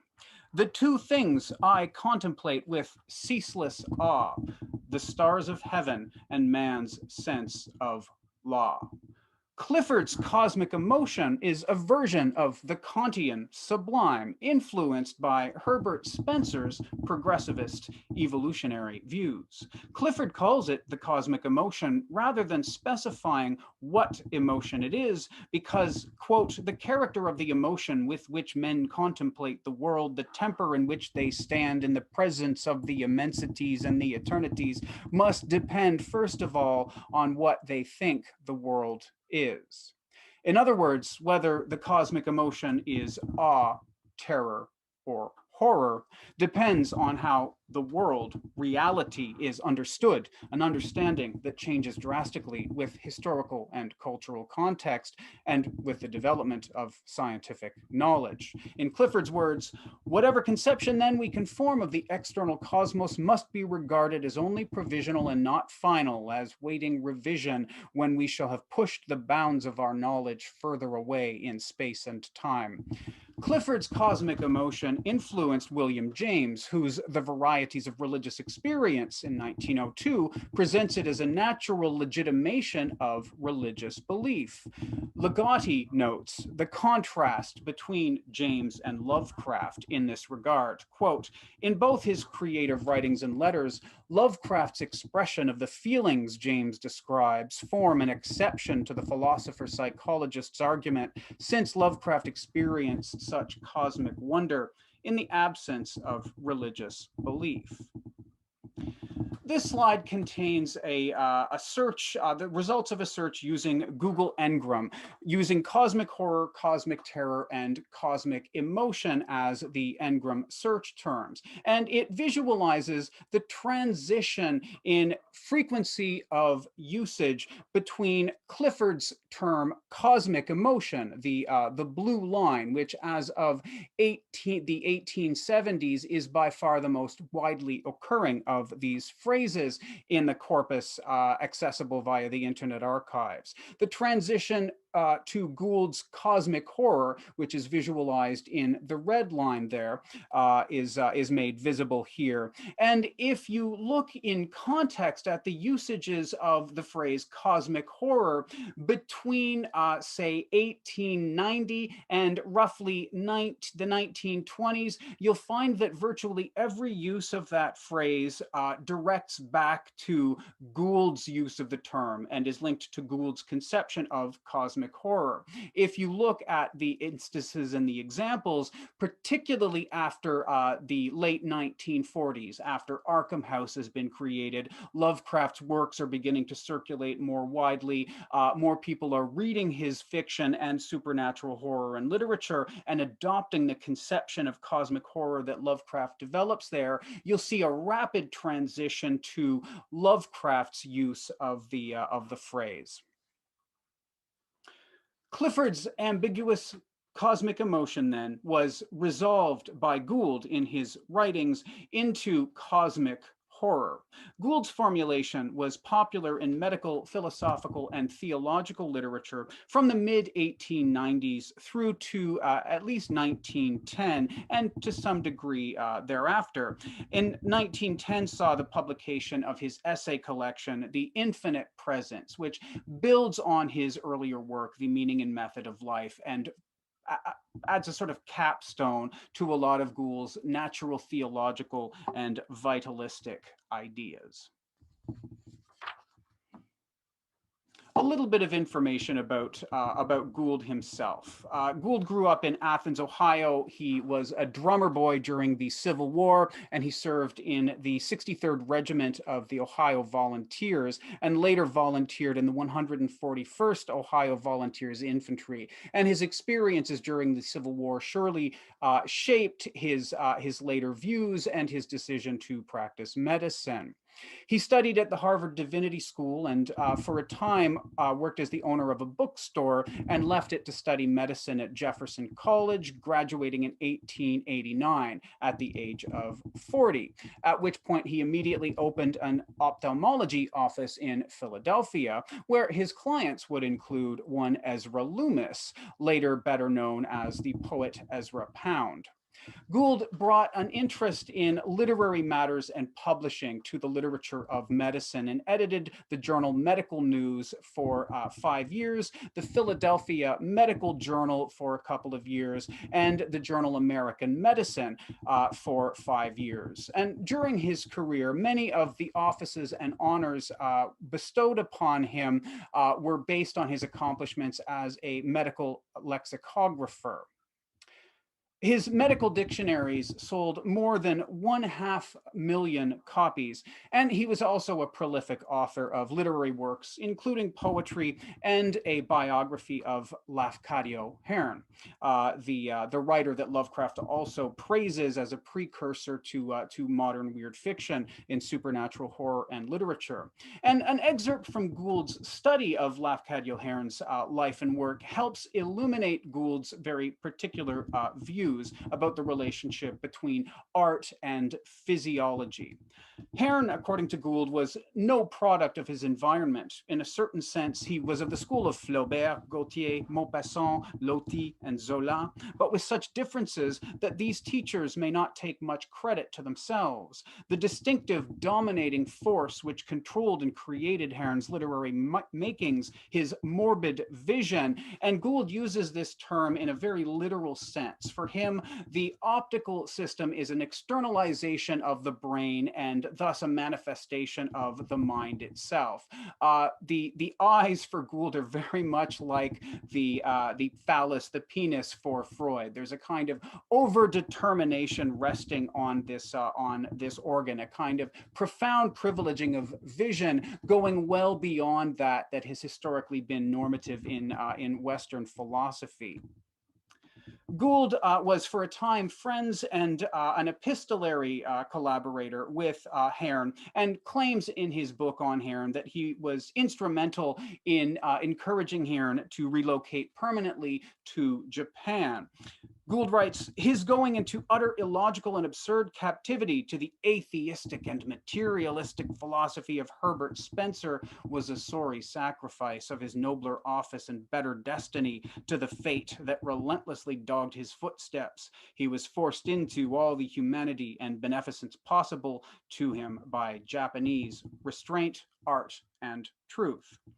Gould seems to have understood Hearn as being in some ways characteristic of his age and representative of its illnesses, an assessment linked to his understanding of literary decadence and entropy as relating to the optical damage done by urbanized and industrialized capitalist society at the turn of the 20th century, and his many biographical clinical studies of writers and thinkers from De Quincey to Darwin to Nietzsche really flog this horse, trying to make a case that each of these thinkers had their thought profoundly inflected by particular problems with their vision, with their eyesight.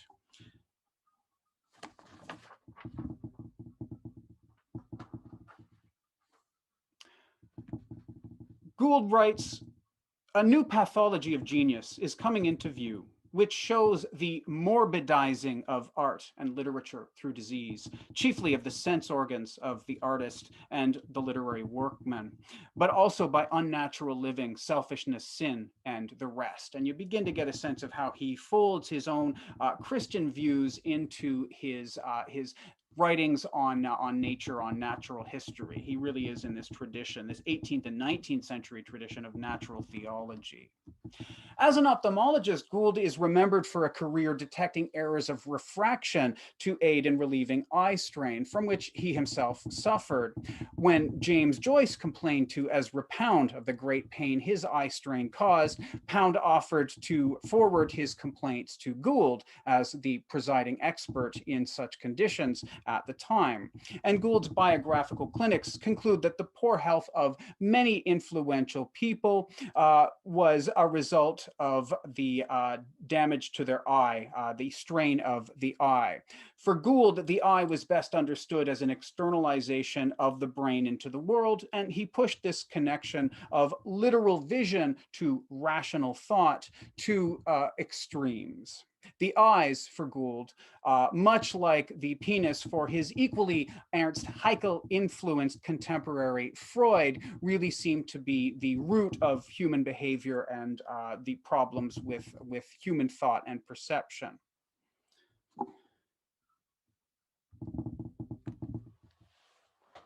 Gould first uses the term cosmic horror in his 1893 study, A Search for Religion in Biology, the Meaning and Method of Life.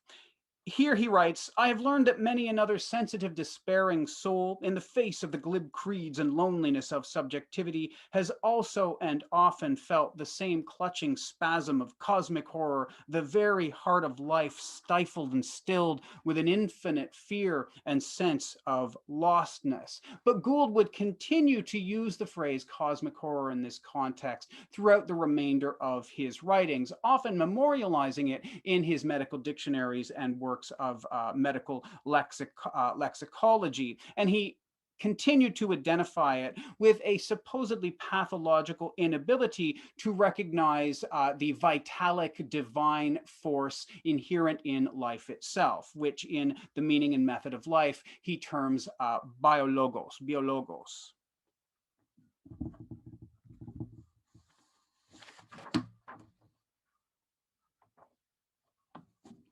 A few passages from The Meaning and Method of Life that give a sense of the scope of Gould's thought at this time, and some of the interesting parallels and contrasts between it and both Lovecraft's critical writings and his fictions.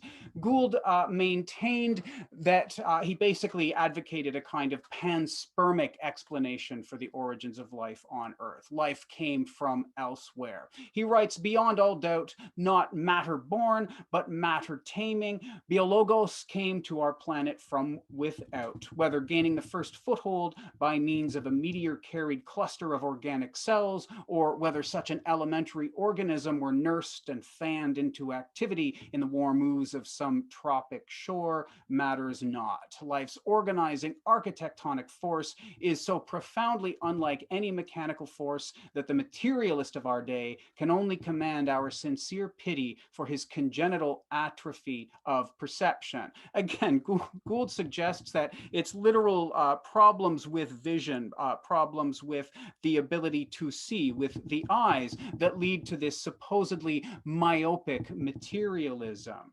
He writes, a frank and free vision sees as the most certain of all facts a purposive and intelligent power, life, using and dominating a wholly alien, unsympathetic, and changeless material, physical substance, and no mental ingenuity can imagine either as derived from the other.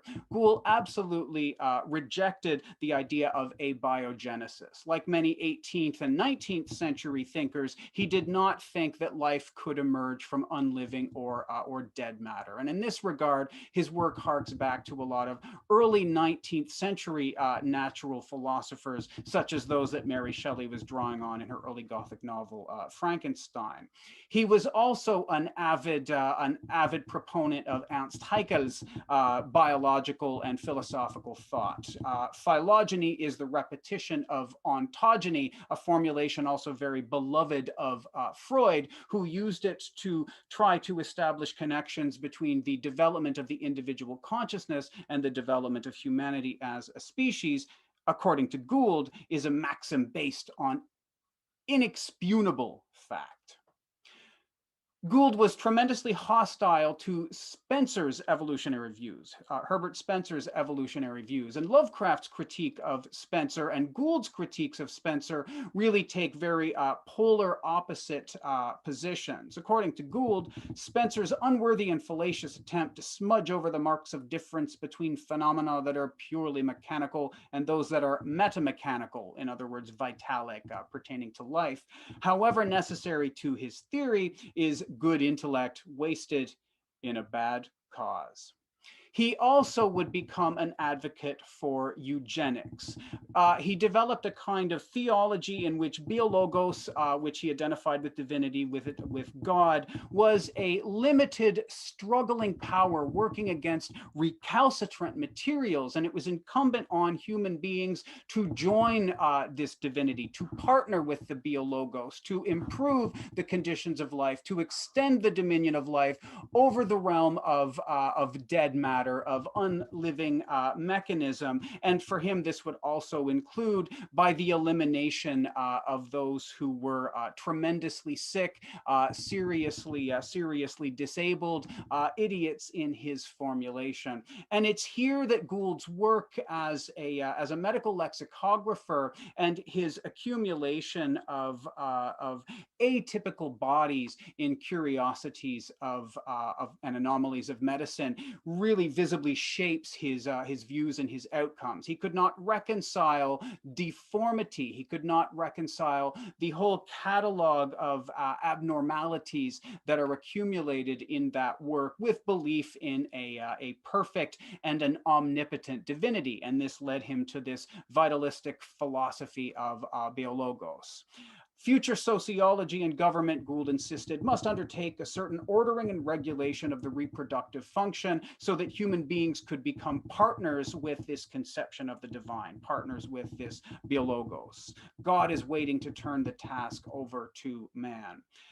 Physical forces are reigned and ruled, Gould insisted, by intelligent design. So, very vocal and influential late 19th and early 20th century proponent of intelligent design. The control of matter and its aimless forces is the summarization of the primary function of both God and man. Gould's biologos was an idea that was often taken up by other writers through to the 1920s, and you can see here his continuing critique of Herbert Spencer. Spencer's answer consists in placing the prestidigitators foulard of infinite time and infinite numbers of progressive stages over the trick of creation. Like many advocates of intelligent design, Gould did not believe that the Earth was old enough, that the organic compounds in Earth were old enough to have created the complexity of life. Thus, this whole strangely Neoplatonic idea that it came from without. You can hear a lot of echoes in Gould's vitalistic philosophy of the kind of Neoplatonism that Milton drew on in Paradise Lost, for example. God working from the raw stuff of chaos to create a cosmos, an ordered and an organized world.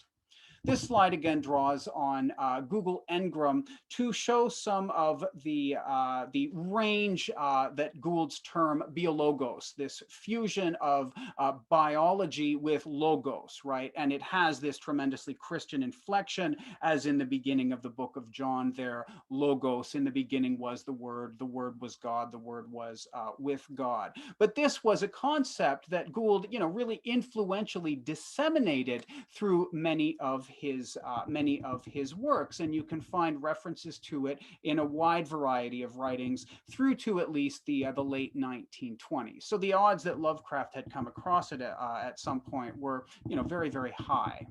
A couple of examples from Gould's writing of his use of this term. The left hand of the slide shows a page from Gould's Illustrated Dictionary of Medicine, Biology, and Allied Sciences, a widely used reference work from the 1890s, which includes a definition of biologos, a designation proposed for the intelligent living power displayed in cellular and organic action and reaction.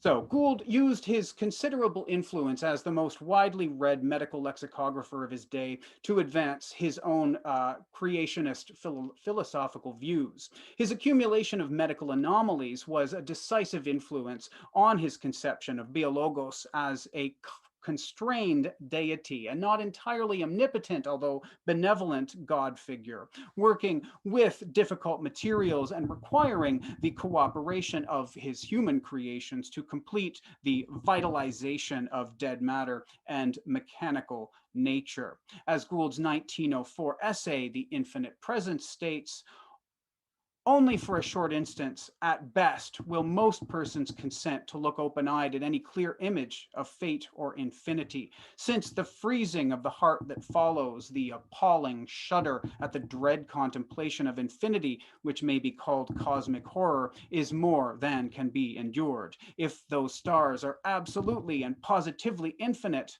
then there is no up or down, and they knew no beginning. They will have no ending. With any such staring gorgon of fatalism, the surcharged attention is shaken. And it's only by a kind of transformation of this cosmic horror into wonder, by an embrace of the biologos, by an acceptance of this task to take on the life-generative activity of divinity, that this cosmic horror can be overcome, according to Gould. Gould asks, why may not this cosmic horror be turned into cosmic pleasure? It's not bravery or athletic prowess. At worst, it is a psychic want of equilibrium, a morbid metaphysics. Gould concludes that those who exercise a moral intuition of the biologos, of this infinite presence, have accomplished a stage on a journey to ecstatic elevation. Quote, the horror is from disuse of the innate power, and the sublimest pleasure may be found in excursions into the infinite. For Gould, cosmic horror is only a base material that man's sense of law sublimates by a kind of affective alchemy into an elevated, ceaseless awe. The inability to reach sublime pleasure he equates with a morbid metaphysics, a medico-theological recapitulation of the Kantian sublime with a Spencerian twist that Lovecraft's cosmic horror turns on its head.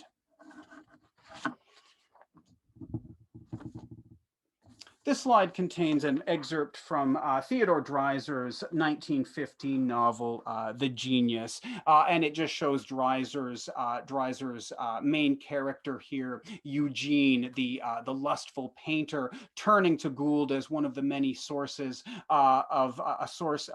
as one of the many sources of a kind of vitalistic counter-philosophy to the mechanistic universe of Spencer that he finds so horrifying. And Dreiser acknowledged that this was a profoundly autobiographical book in many ways, and often wrote about the kind of cosmic horror with which he experienced reading Herbert Spencer as a young man. Quite different from Lovecraft's reaction to Herbert Spencer. Lovecraft's certainty that Spencer did not go nearly far enough, that he maintained too many parochial Victorian vitalistic sensibilities in his work and in his thought.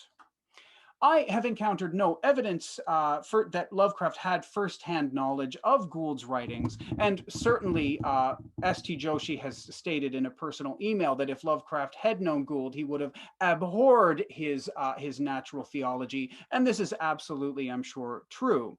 However, Lovecraft's conception of cosmic horror can, I think, nevertheless better be understood as a reaction to the meaning the phrase cosmic horror had come to have in the first decades of the 20th century due to Gould's popularization of it. Lovecraft is re-territorializing, if you will, a kind of bespoke phrase and idea in his conception of cosmic horror. In an exchange with Jeffrey Andrew Weinstock in The Age of Lovecraft, China Mieville locates Lovecraft within a visionary and ecstatic tradition, which is part of a break contemporaneous with the First World War. This break offers, according to Mieville, a shattering of representation that gives rise to modernist literature, a kind of terrible, terrible sublime, in his words. Gould's cosmic horror exemplifies what what Mieville calls the nostrums of a kind of late Victorian bourgeois culture, where Lovecraft's conception becomes also, in Mieville's words, the most pure and vivid expression of that moment when such nostrums become unsustainable. In a 1934 letter to R.H. Barlow, Lovecraft claims, quote, "The seat of the pleasure of the weird is certainly tremendously obscure. My own view is that tales of the supernatural give one a sense of a greatly expanded ego." However, this sense of expansion for Lovecraft is not linked, as it is for example, Anne Radcliffe or Immanuel Kant or George Milbury Gould, to a moral intuition or intimation of divinity, whether one attributes this to a kind of vitalistic principle, the biologos, as Gould does, or a categorical intuition, as Kant does, what T.S. Eliot called a semi-ethical criterion. Rather, Lovecraft understands it as dependent on an apparent and momentary, quote, "conquest of the galling limitations of time, space, and natural law." While admitting that may be only part of the story, it would hardly explain why the terrible is preferred to other forms of the supernatural, end quote. In his 1933 essay, Notes on Writing Weird Fiction, Lovecraft returns to supernatural horror in literature's opening sentence to explain the lure of the terrible. Quote, "These stories frequently emphasize the element of horror because fear is our deepest and strongest emotion and the one which best lends itself to the creation of nature-defying illusions," end quote. George Gould or William James would assume probably that the atheistic Lovecraft's morbid metaphysics prevented his conversion of cosmic horror into cosmic pleasure, and certain theoreticians and scholars interested in and interpreting Lovecraft's work have agreed with this assessment. Vivian Relikas, for example, understands cosmic horror in terms of Julia Kristeva's psychoanalytic conception of abjection in Les Pouvoirs d'Horreur, and posits that Lovecraft's cosmic horror is much closer to Kristevan abjection than to sublimity as it was understood by most 18th and 19th century thinkers. If that's true, it would lead us to expect a jolt of jouissance or a kind of ego-dystonic disgust in Lovecraft's reaction to the works of cosmic horror that he praises and that he would attempt to produce in his own writings. Lovecraft, however, manifestly found ego-expansive enjoyment in the cosmic horror fictions that he canonized, and he sought to produce something similar in those he wrote. And it's in this fusion of horror with sublimity that Lovecraft's mutation of cosmic horror from Gould's earlier Victorian conception of cosmic horror becomes most visible. Thank you for your time and attention.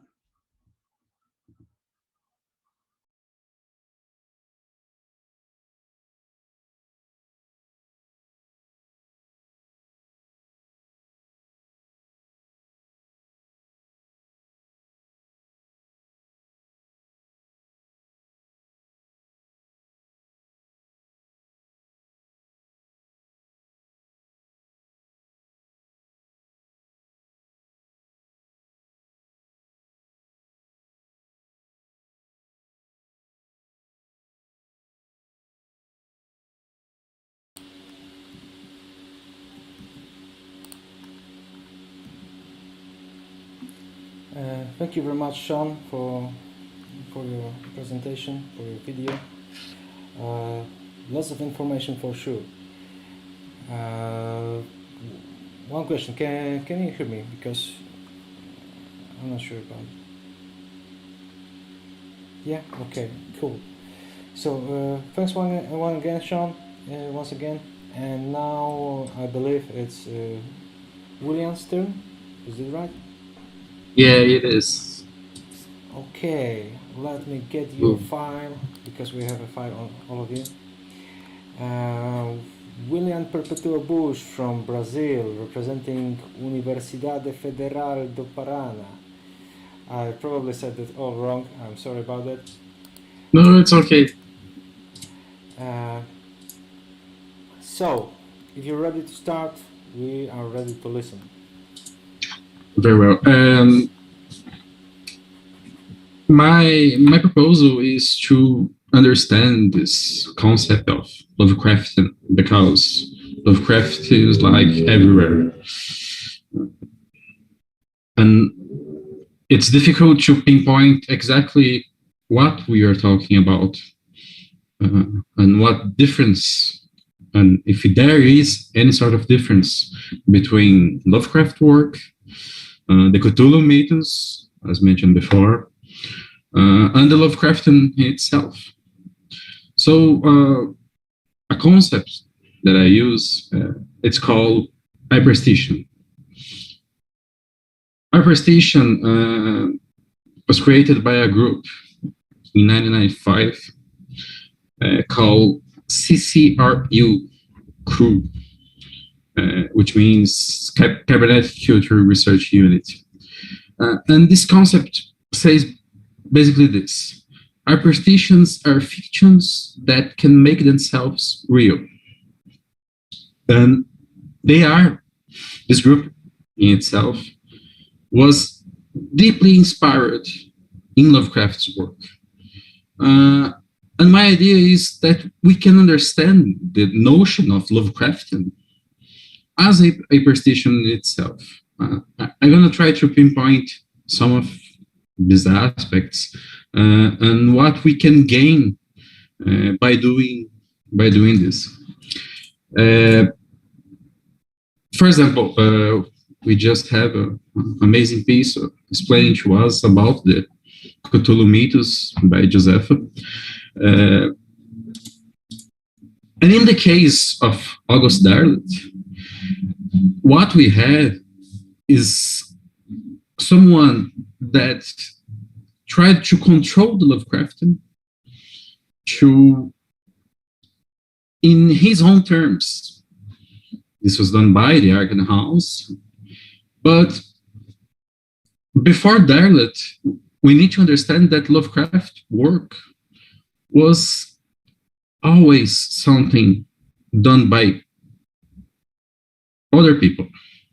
There's a collaborative aspect in Lovecraft works that we sometimes forget. It's not just the mythos, but we can see in his letters how much he cares about his other friends. He read his other friends, especially, for example, Howard. And the Lovecraftian itself is not the use itself of Cthulhu or anything related, but this network of relations that Lovecraft created. After his death, with the Cthulhu's mythos by Derleth, there is a twist in the Lovecraftian, as Derleth himself controls not only how we should write about Lovecraft, but also how we should think about Lovecraft.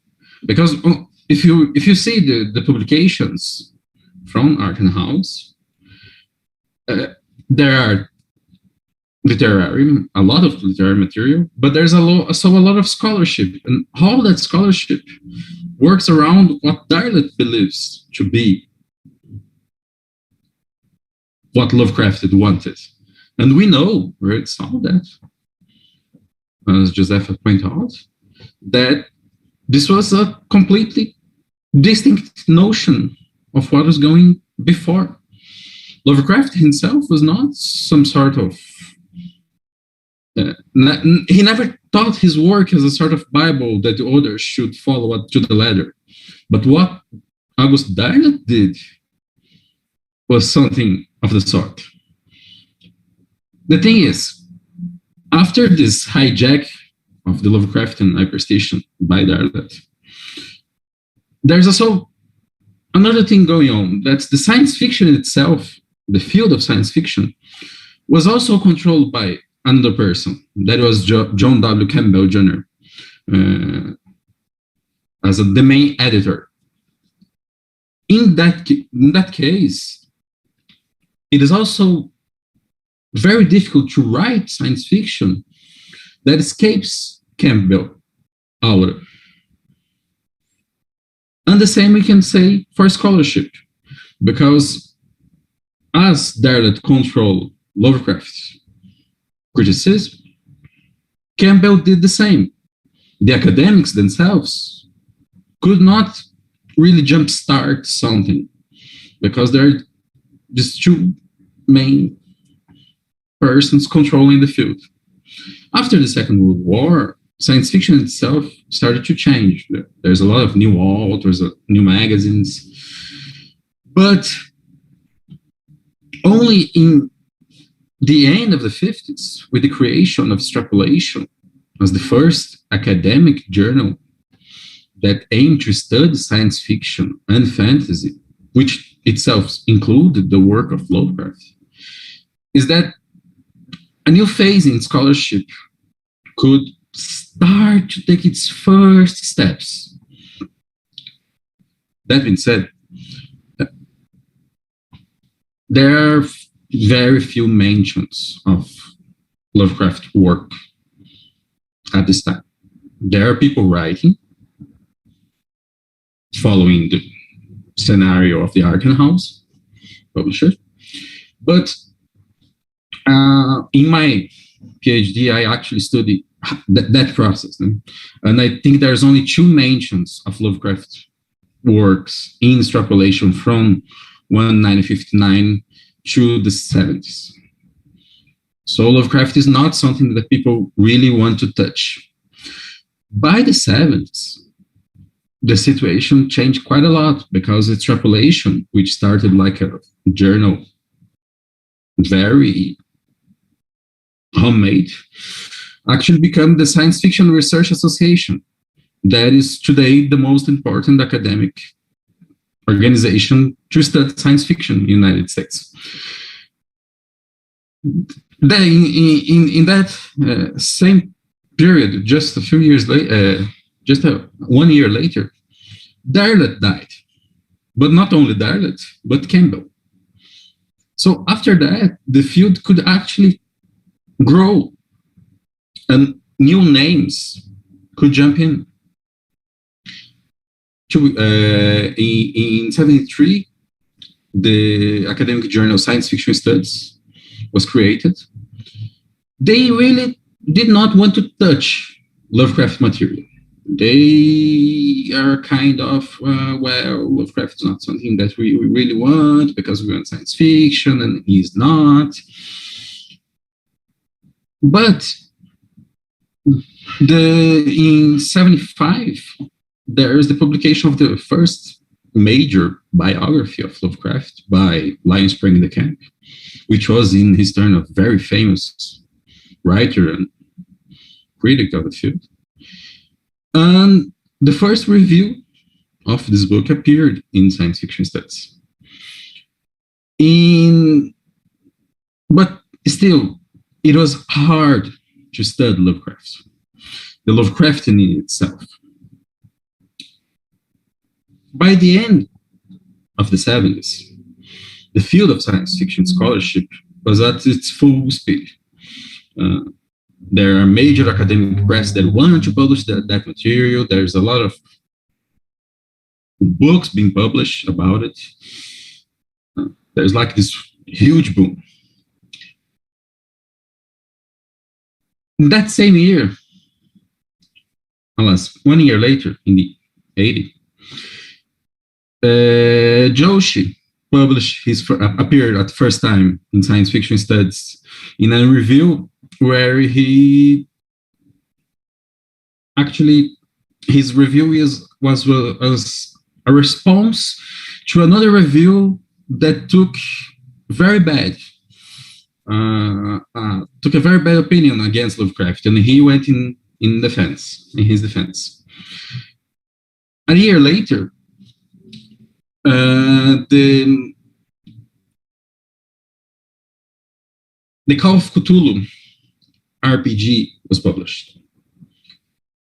This is very important because it completely escapes the whole notion that Lovecraftian should be confined to literature. If today we have games, if today we have music or mangas or anything that is outside the field of literature, the start is with this RPG. Then we can see that the Lovecraftian so far is like this collaborative, this multiple thing that is going on. But 1995 appears this organization called CCRU, that it's a very weird organization.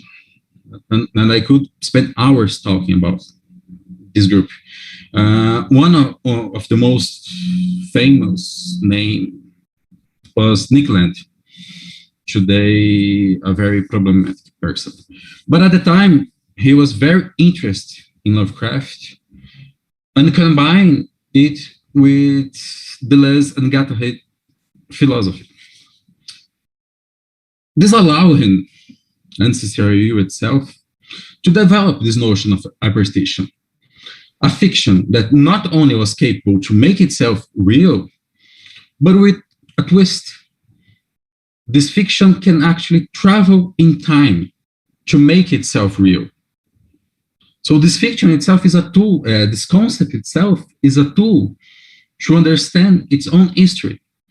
And you can apply hyperstation from very different things, like theosophy, demonology, esoteric, cyberfeminism, etc.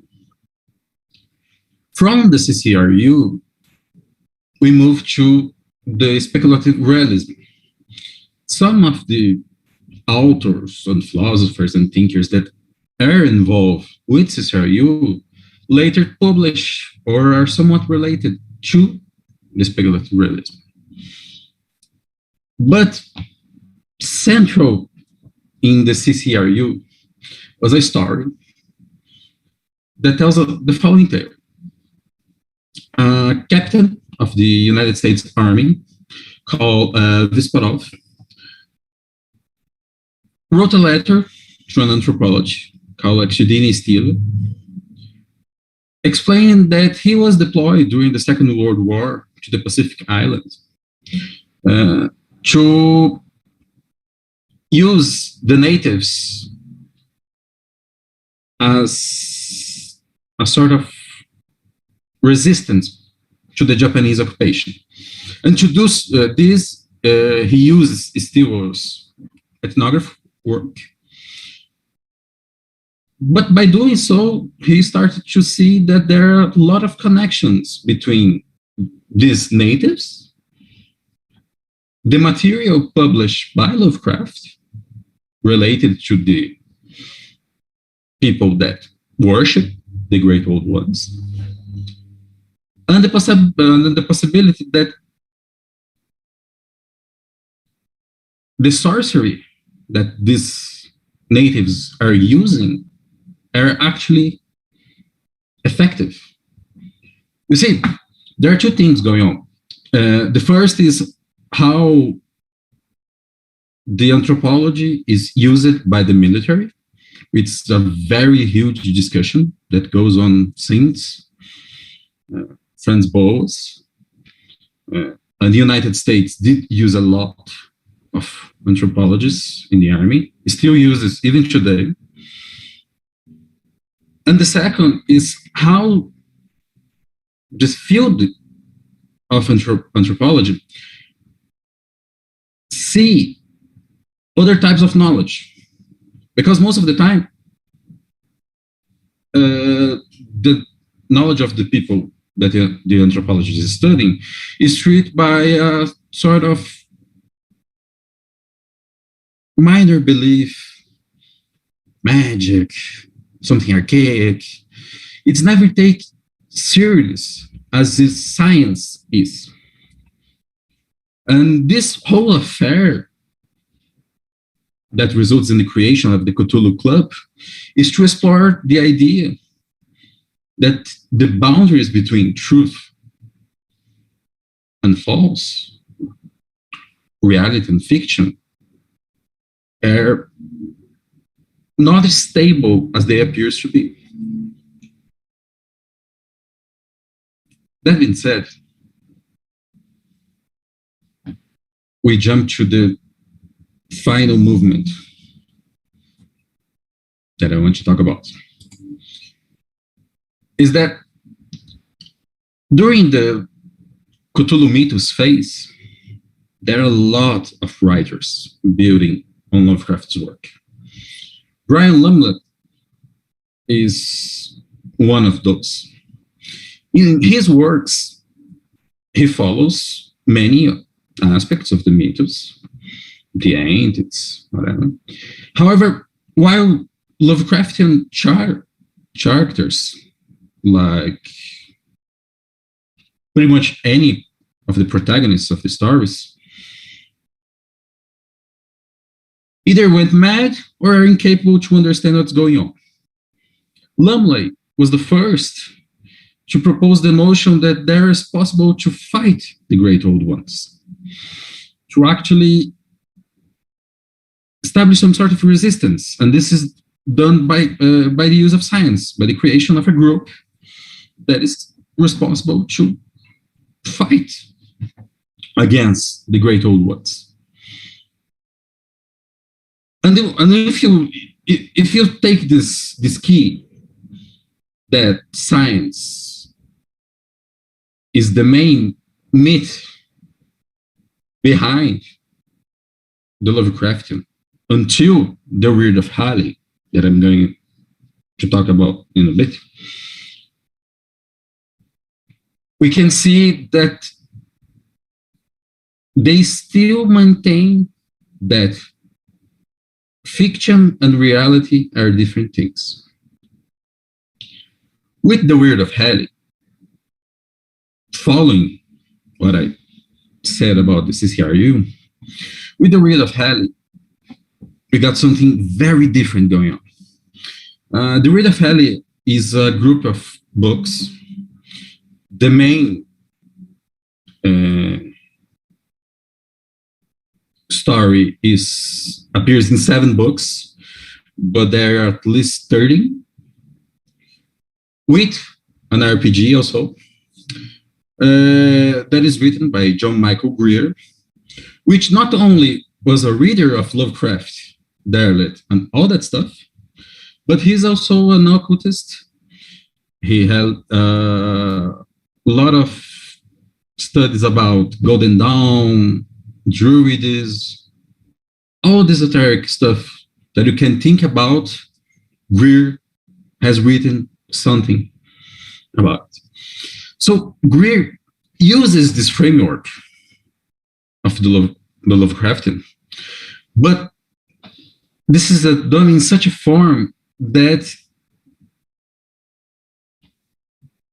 this myth of science is completely subverted. How he does that?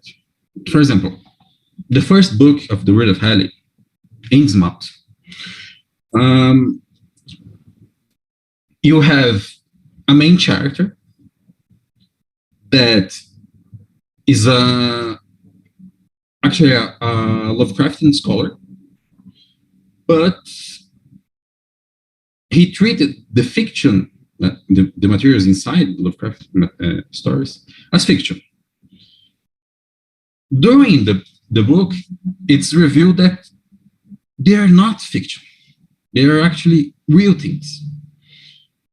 But the way Lovecraft presented them was filtered by this myth of progress and his racism, his opinions about race, about degeneration, about many different things, his sexism, etc. So he revisits Innsmouth, for example, but he completely twists the early definition and proposed something quite different, where the people that once appeared to be the generatives are actually those who were oppressed, the subaltern, the minorities. So he can revise, criticize, and rethink the Lovecraftian. One of the most interesting example of this is that in the second book, Kingsport, he directly debates with the story called Festival that was published by Lovecraft in the Real Tales of January 1925. In that story, you have a narrator that was invited to Kingsport to participate in a commemoration. And when he goes there, he starts to see strange things until there's a point that he starts to see flying beasts that are so horrendous, so macabre, that he flees in panic. Greer takes the story, goes back, but he does this by using a female character that allows him to discuss a lot of gender material and also explore some aspects of the esoteric and the occult that are not chained by the constraints of the myth of science and the myth of progress. I'm not going to give more spoilers than I'm already done. I really suggest to read these books because they are so good. But behind all of Greer material was the revelation that there is a group called Radiance that is responsible since ancient Greece until today to suppress, to persecute, to kill anyone who wants to work the great old ones. Because this type of worship is not constrained to the interests of colonialism, scientificism, and nationalism. Not only this, but Greer can also touch in the problem that we can see going today in the academia all around the world, that Radiance itself wants to transform the academia as something oriented only toward the market. This type of thinking, this myth of progress, wants in turn to make the academia, the colleges, universities, something that should serve only the market and nothing beyond that. So not only he discussed Lovecraft, Darlet, but he created this new Lovecraftian that is so critical, so engaging with the material that came before, but with current themes that we can discuss. So when I'm to go to my conclusions, when we think about Lovecraftian, it's as a prestition, as I suggested, it's very important that we consider its historicity. Don't rely too much on what Lovecraft wanted, but always see that there are more people involved.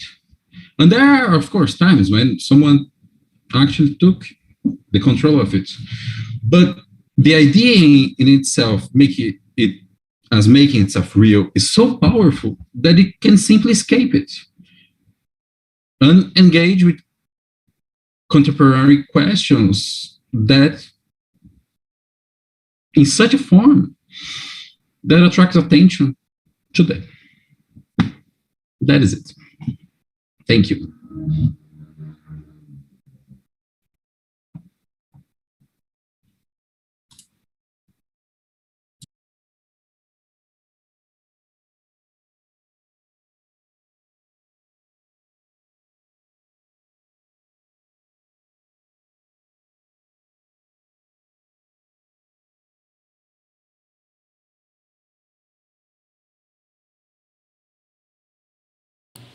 Okay, now everyone should be able to hear me. Once again, thank you very much, William. You're talking about some aspects of Lovecraftian books that I've never heard about before, actually. So very interesting. Thanks for preparing this very detailed presentation. And now let's go over to our next guest, Andres Torres Scott, who's also prepared a pre-recorded presentation about Lovecraft and Borges, Lovecraft's shadow over Borges. Andres Torres Scott is an independent scholar from Mexico. Thank you for joining us today. Would you like to say something before we play our presentation? Mateusz, thank you very much. Well, just to thank you for the organization of this event and for the invitation. It's my pleasure to be here and my pleasure to listen to all your conferences. And no, let's start it and let's talk later. Thank you very much. Okay, let's go then. Just a sec.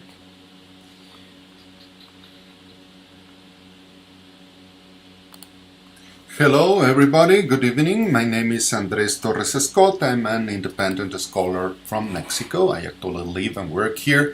And I would like to thank everybody, the organization committee, and especially Camila for the invitation to attend this PhilosophyCon 2021. It's my pleasure to be here. Thank you. Thank you very much. Well, in my turn, I'm going to speak about the shadow of Lovecraft over Jorge Luis Borges.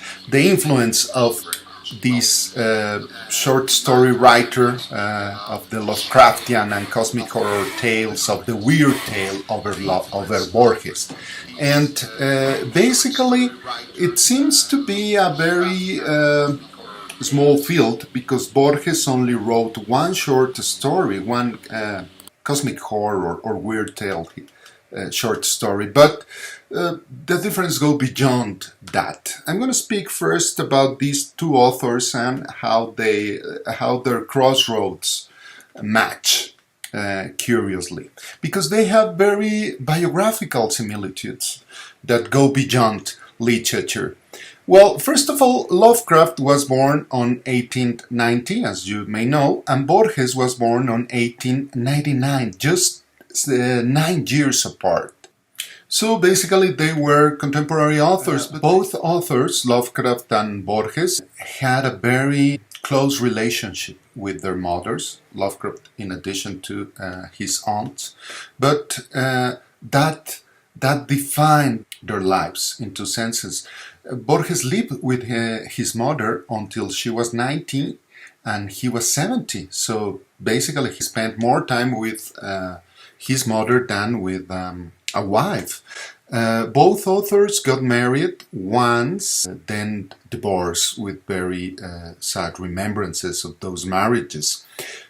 Borges married again when he was very old, but I consider that marriage as a way to not be alone and to be cared of more than a love adventure. In addition to this personal circumstance, both authors love Edgar Allan Poe. They also like British literature from the 19th century. They love Kipling, they love H.G. Wells, they love Robert L. Stevenson, they love Coleridge. This is an incredible match because it seems that they were influenced by the same authors.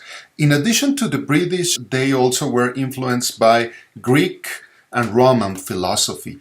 They both love Aristotle, Plato, and they also love Schopenhauer, Nietzsche, and they were also fond of the 1001 Night. They were charmed by these texts. And as a result of reading the same literature, reading the same authors in philosophy, both had the same ideas or the same recurrent themes.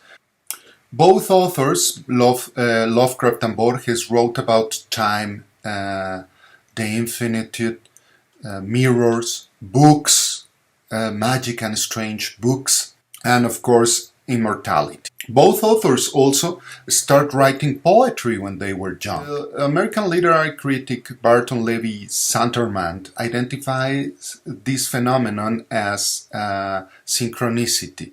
And he's taking this phenomenon from Carl Gustav Jung ideas of psychology. Two persons or with different causes have a similar result.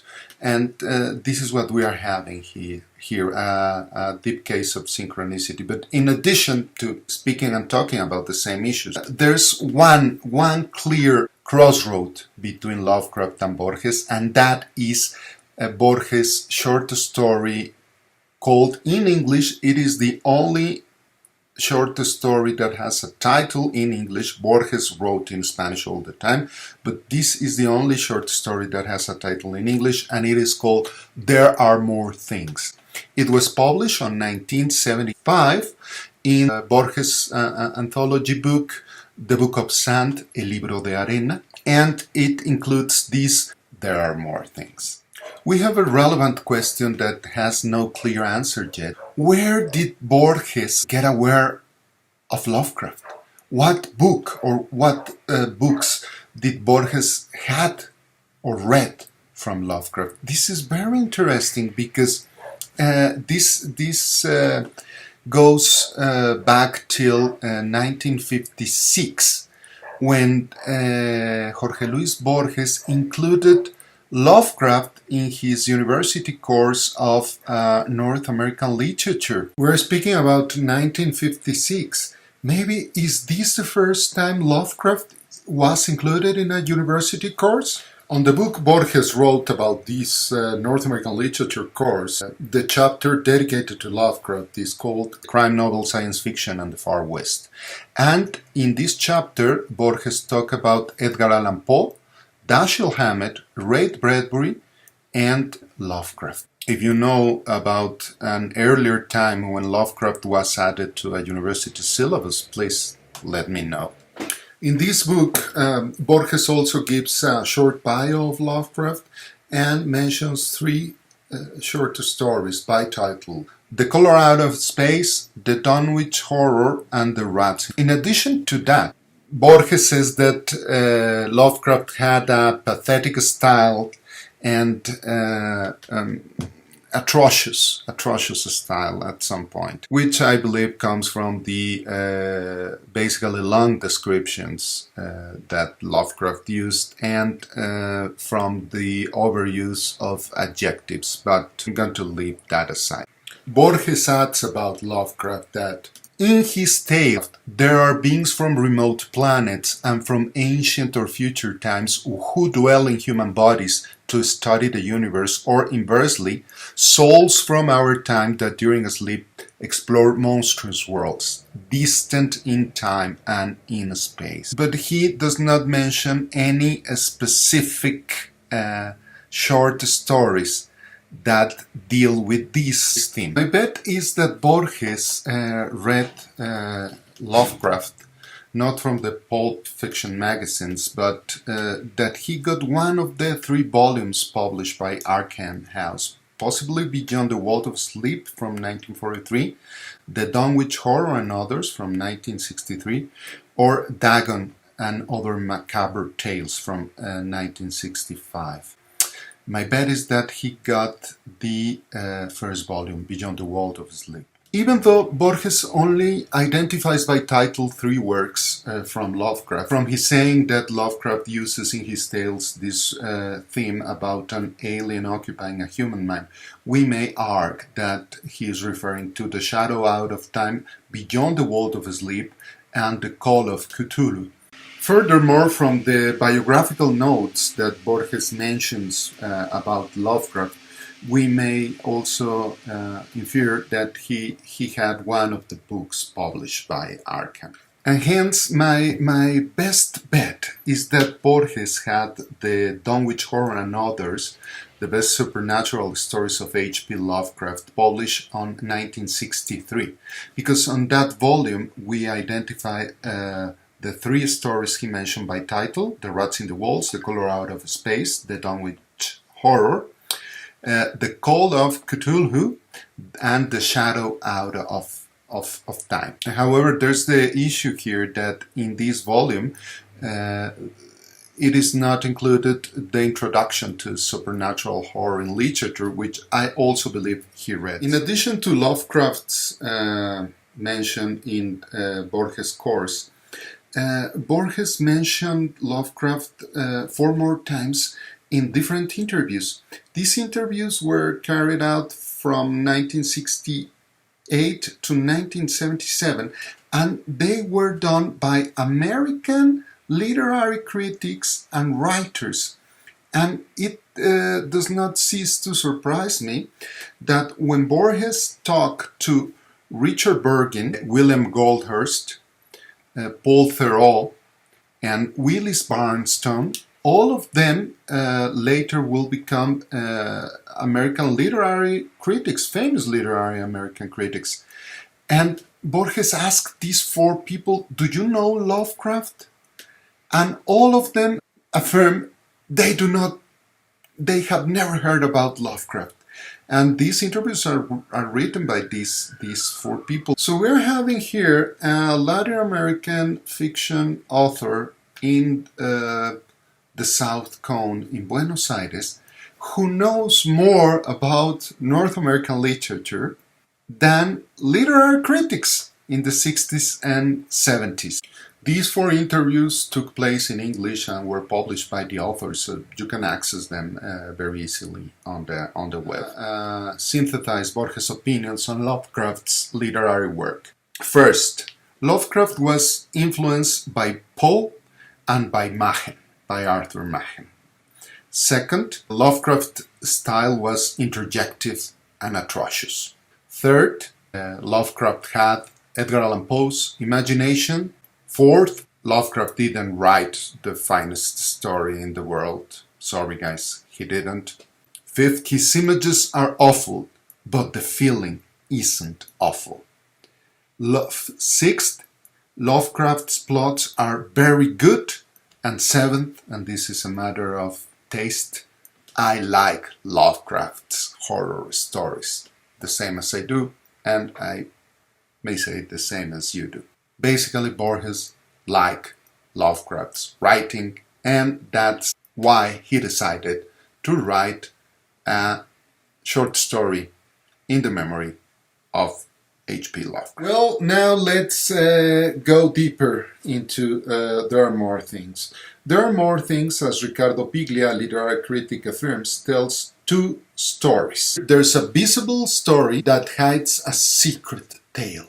The secret tale is narrated in an elliptic and fragmentary mode. For Borges, story 1 is a genre, in this case, this is a weird tale. The second story is always the theme, and the theme here is Berkeley's idealism embedded under a cosmic horror tale. Of course, I'm going to go with more depth into the first, on the visible story, the story that is a homage to H.P. Lovecraft. We may start with a paratextual analysis of the short story There Are More Things by analyzing the title, the dedication, and the afterword. According to Borges specialist Rafael Olea, There Are More Things title comes from Hamlet, when he addresses Horatio. There are more things in heaven and earth, Horatio, than are dreamt of in your philosophy. Now let's go to the dedication. This is a strange dedication. It says, to the memory of H.P. Lovecraft. This is the only short story Borges dedicated to the memory of, instead of dedicating it to an actual person. Borges says that a dedication is an arcane mystery. In addition, in his poem Los Conjurados, he says, ¿Qué misterio es una dedicatoria? Una entrega de símbolos. What a mystery a dedication is. Deliverance symbols. Third, this short story, There Are More Things, is the only one in which Borges tries to write someone else. He wrote in the afterword of the Book of Sam, life, which everyone knows is inscrutable, left me no peace until I perpetrated a posthumous story by H.P. Lovecraft. In the end I gave in. The lamentable fruit is entitled There Are More Things. So Borges is saying he wasn't too good to create a Lovecraft story, and at the same time he's saying he wrote a story by H.P. Lovecraft. So what is Borges doing here? Well, Borges is using this idea by French philosopher Ronald Barthes about the authorship. Ronald Barthes says, to give a text an author is to impose a limit on that text, to furnish it with a final signified, to close the writing. When the author has been found, the text is explained. But what is doing Borges here by saying that he perpetrated a posthumous story by Lovecraft, he is enclosing the limits and he's saying, I'm going to write a weird tale, and I'm going to write a weird tale as if I were Lovecraft, and I'm going to try to comply with every aspect Lovecraft tried to promote in order to create this weird tale. Now, let's see what elements, what characteristics appear on There Are More Things that belong to a weird tale. I think the most relevant characteristics exposed by Lovecraft in his introduction to supernatural horror in literature appear in Borges' There Are More Things. First, the atmosphere. As Lovecraft said, the atmosphere is the all-important thing. As for the final criterion of authenticity is not dovetailing of a plot, but the creation of a given sensation. And Borges enormously focuses to create this atmosphere, give a hint. There must be a hint, expressed with a seriousness and portentousness becoming its subject, of that most terrible conception of the human brain. So the hint here is that since the very beginning we are aware that something is gonna happen in this short story. Supernatural, this is the third characteristic, of course, a particular suspension of the laws of nature, and we're gonna see these two at the very end of There Are More Things. The fourth characteristic is the unknown forces that must be present, unpredictability, because a weird tale also takes us to the unforeseen. The sixth element is danger, because the unknown, the unpredictable, imply, when they are gathered together, danger.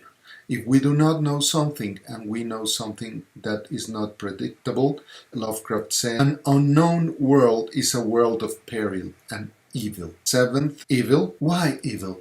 Because after the unknown, the unpredictable, and the danger, the only reason we can be afraid is because we believe that what we are gonna find is evil. And finally, the irrational or the unreal phenomena. There Are More Things starts with a man going to the furthest place in the continent, el confín remoto del continente. This is a characteristic of the American Gothic story. No? We're going to move to a place where we are alone and a place that is far away from the urban centers. The protagonist, that has no name stated, arrives to Turdera and starts doing a research on who bought his uncle's property and what is happening inside there. Then we have a very philosophical mention, Hinton Cubes, H.G. Wells, and a dog called Samuel Johnson. This dog appeared decapitated in the middle of a road. This killed dog appeared in Lovecraft tale, The Whisper in Darkness, the place that the protagonist visit is called Casa Colorada, the Red House. Possibly an allusion to the horror at Red Hook by Lovecraft. The red color always gives us the sense of danger. This house is surrounded by water and it is isolated, so this adds up an atmosphere of loneliness and, of course, danger.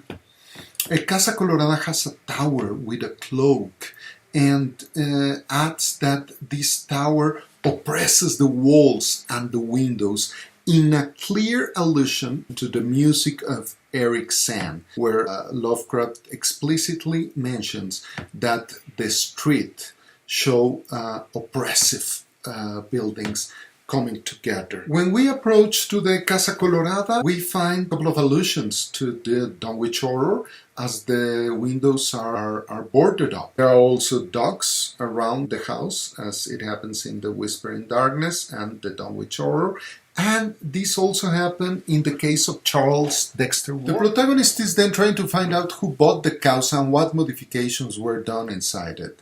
And closes one of the paragraphs saying, La abominación tiene muchas formas. Abomination has many forms, giving us a hint that something not good is gonna happen. Then Borges has 3 dialogues with 3 people around the Casa Colorada, just as it happens in the Lovecraftian tale, The Sean House. The people is afraid. The people says there's something evil inside, but they do not say what they believe there is inside. After having these 3 unproductive dialogues, the protagonist goes home. He reads Schopenhauer. Who reads Schopenhauer after a mystery? Well, he has a dream. This dream is also a recurrent trope or motive in Lovecraft's tales, just as the rats in the walls, the dreams in the witch house, and the Sean house. But the dream the protagonist has is supernatural. Of course, as every dream, Lovecraft may say. On this dream, the protagonist sees a Piranesi etching. Piranesi mostly draw etchings of Roman remains. And there then he perceives a monster. This was not a bull, this was a bison. Lying on the land, the body seemed to sleep and dream. Borges is depicting here a dream in which the Minotaur, instead of having a bull's head, has a bison head. Here, Borges is Americanizing Greek mythology. This scene is also an allusion to famous Lovecraft short story, The Pigman's Model, and the Dunwich Horror. In that story, Pigman's Model, Lovecraft mentions Gustave Doré, Sidney H. Syme, Anthony Angarola, Francisco Goya, and Henry Fuseli, and compares these authors to Richard Upton Pickman.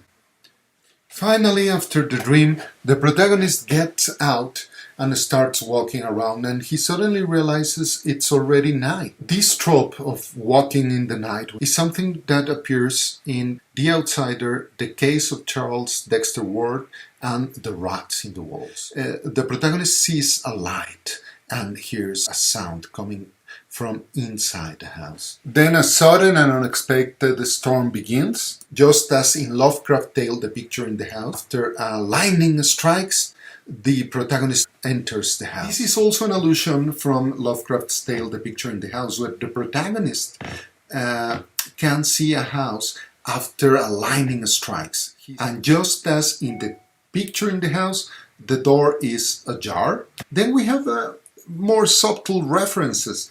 In There Are More Things, the protagonist identifies un olor dulce y nauseabundo, a sweet and nauseating odor. This may be an allusion to the nameless odor that appeared in the case of Charles Dexter Ward, or as Lovecraft said, a faint but peculiar hateful odor. There's also nauseating odors in The Dreams in the Witch House and the Sean House. In addition to that treble final odor in The Outsider, where the protagonist faces a fetid apparition. The day the protagonist entered the house, and this is the first time we see a date in this short story, is January 19th. You know what happens on January 19th?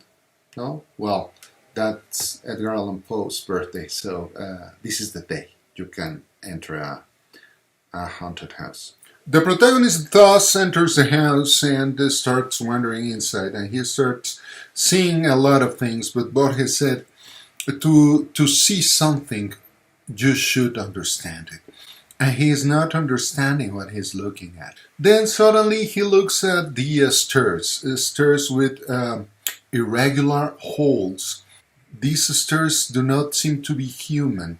Is this an allusion to the shadow out of time and the buildings, or to the body found in the case of Charles Dexter Ward? I think it definitely is. The stairs are not for any use for a human or an animal. I didn't hear a sound, but the presence of incomprehensible things made me feel uncanny. Then the protagonist faces a table in a U shape. What is this? Finally, Borges uses a technique that Lovecraft basically created and perfected through his short stories, mostly in The Color Out of Space, The Dunwich Horror, and The Shadow Out of Time, and this technique is making some rhetoric questions before the ending of the short story. Borges does the same here. How will the inhabitant look like? What would he be looking for in this planet?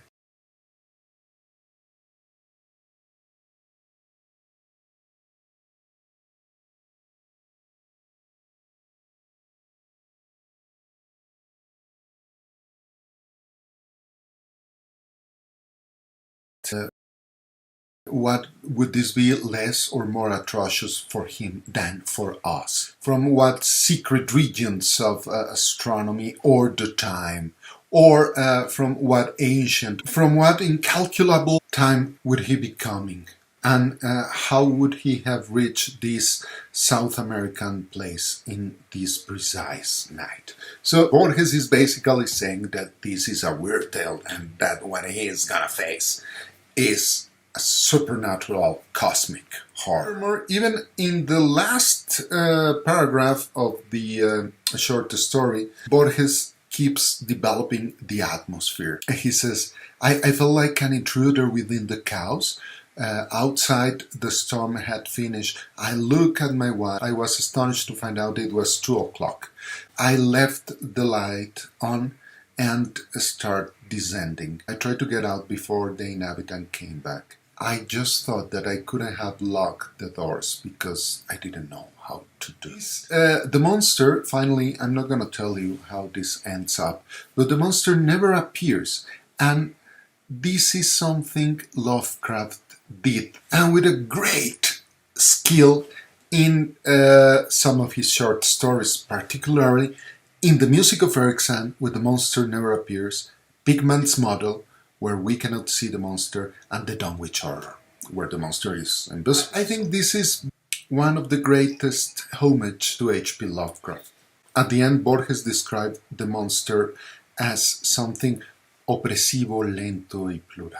Borges describes this monster as something, algo que ascendía por la rampa, something ascending by the ramp, oppressive, slow, plural.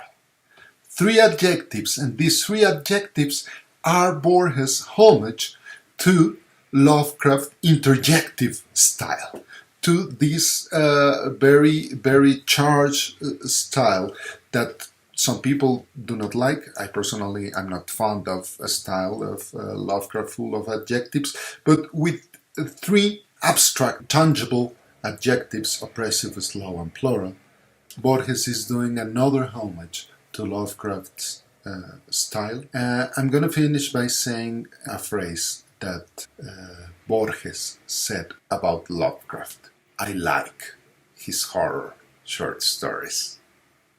Thank you very much.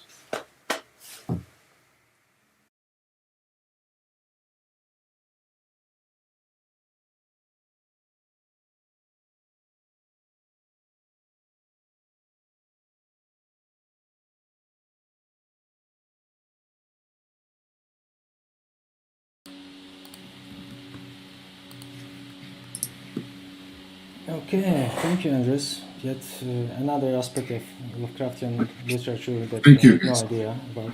very, very interesting. And so we're way over time. This panel was the longest panel in this whole conference, but discussion is in order. First, we would like to give you, our guests, a chance to ask another questions. Maybe there were aspects of some presentations that you're interested in. So if anybody has a question for anybody else, go ahead. I actually have questions for everyone, I think. Okay, that's fine. I promise I'm gonna be brief. Josefa, how do you see the incursion of Christianity that Derlet had done in the mythos, this duality between good and evil? Why do you think this was so important to him, and why do you think this is responsible to twist so much what Lovecraft originally was aiming for? Well, it was an interesting information I found in S.T. Josh's book about Lovecraft, where he states that Derlet was a practicing Christian, and it is, in my opinion, it is actually his simply misunderstanding of Lovecraft's intention, of the basic idea that he, as an atheist himself, Lovecraft, that he created a world where the good and the evil doesn't exist, where I think Derlet didn't understand the concept where the good and the evil is only a creation of humans, and where it is not universally working system. So I believe that this is the core of the misunderstanding of Derlet's further misleading of the Cthulhu mythos as he perceived it. So did I answer the question? Yeah, you did. Thank you. Álvaro, what I really like to ask about you, but it's more like a curiosity, is that, do you see any connections between the aesthetics of cyberpunk with Lovecraftian horror in the manga, in the Japanese universe? Yeah, itself. Because yeah. Yes, there are some. The issue is that I'm not an expert on cyberpunk, so I wouldn't like to mislead you in the sense that science fiction is different from cyberpunk, and I may confuse both in terms of manga, in the context of manga. But yes, there are many mangas belonging to this genre, either to science fiction or to cyberpunk. Actually, one, I think there's been a recent adaptation into film, which is Battle Angel Alita. That's cyberpunk, I think. Apple Seed, by Omega, even Akira, up to a certain extent, do have many cyberpunk features, let's say. So yes, I actually encourage you to search that, because there are many, not only mangas, though I'm more into manga, but there are many Japanese artworks that do belong to cyberpunk. Yeah, in video games, recently Cyberpunk, though that's not Japanese, I think, Cyberpunk 2077, the video game, but there are many Japanese artworks belonging to that. Yeah. Did I Yeah, great, thank you. I was thinking in some sort of, if there is any form where this Lovecraftian horror actually meets the technology of the cyberpunk. Yes. for example, in Junji Ito, in Geo, there's a combination of both actually, because the antagonist, let's say, is a math scientist, and that there's some scientific background there. There's a scientific invention, as in science fiction, causing the whole dystopian events. And that's combined with horror in the sense of Lovecraft. Yes, there are some, that's much more specific, but for instance, that comes to my mind now, in Geo, you do have this combination between Lovecraft and horror, and let's say a novum, as Darko Subin would say, in the sense that you invent something scientific, and that invention becomes the cause of the troubles, Thank you. This brings me to the question that I want to make to Marland, because you mentioned in your book that there's this cosmopolitan horror that fueled Lovecraft.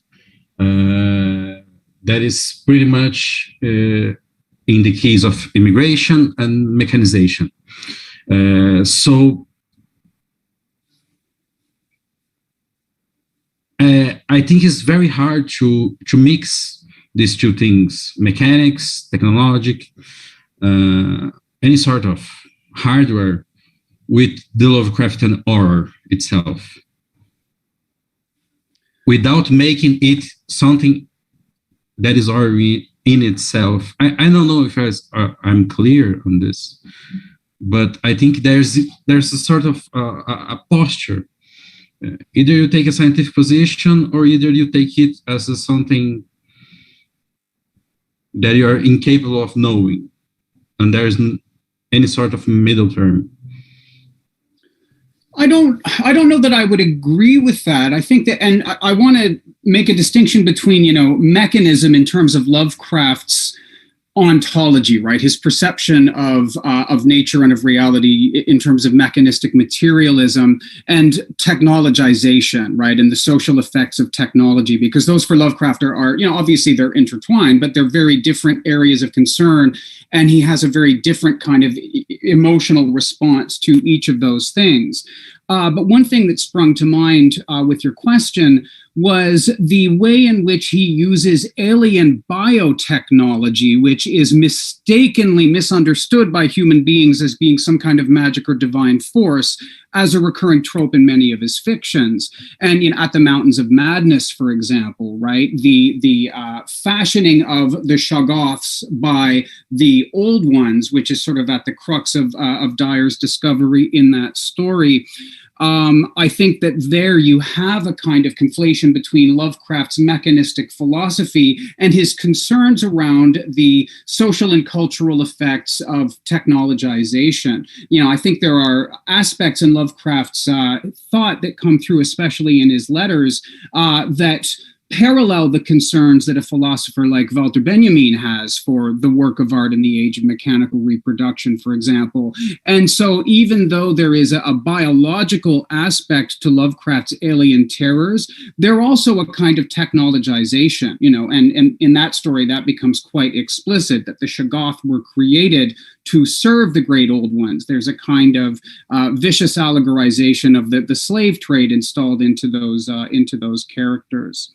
And I think in terms of your earlier question to Alvaro, and I'm glad that he mentioned Akira in that regard, but I think Otomo is playing with a very similar idea there in terms of the technologization of the human mind, the human brain, and this is a kind of fusion of body horror and technology.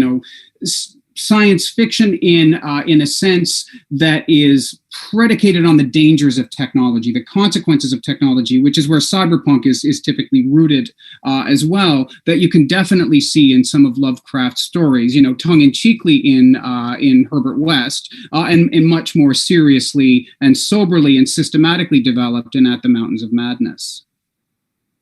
Did that answer your question? Yeah, it did. Thank you. Actually, this brings me to my question to Andres, because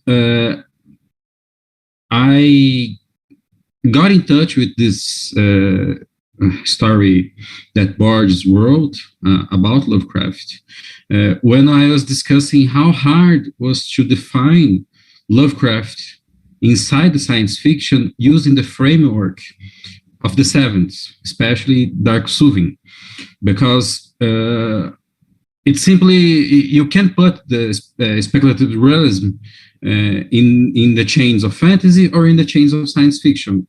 Borges always go beyond that. But for me, what I found most interesting is that there is a connection in Borges' work between knowing and seeing, remembering and seeing. Like you have characters that are incapable of forgetting, incapable of remembering. He himself with his problem, personal problems with his eyes, but the way that he handles the thing, the Lovecraftian thing, is based in the perception itself, but in such a manner that is not only knowledge that is put to the test, but perception in itself is questioned. Is like Borges go so far beyond Lovecraft in that sense that you're not even, not only you are incapable of knowing, you're capable of even perceiving it because it breaks your perception. So if you can talk a bit more about that.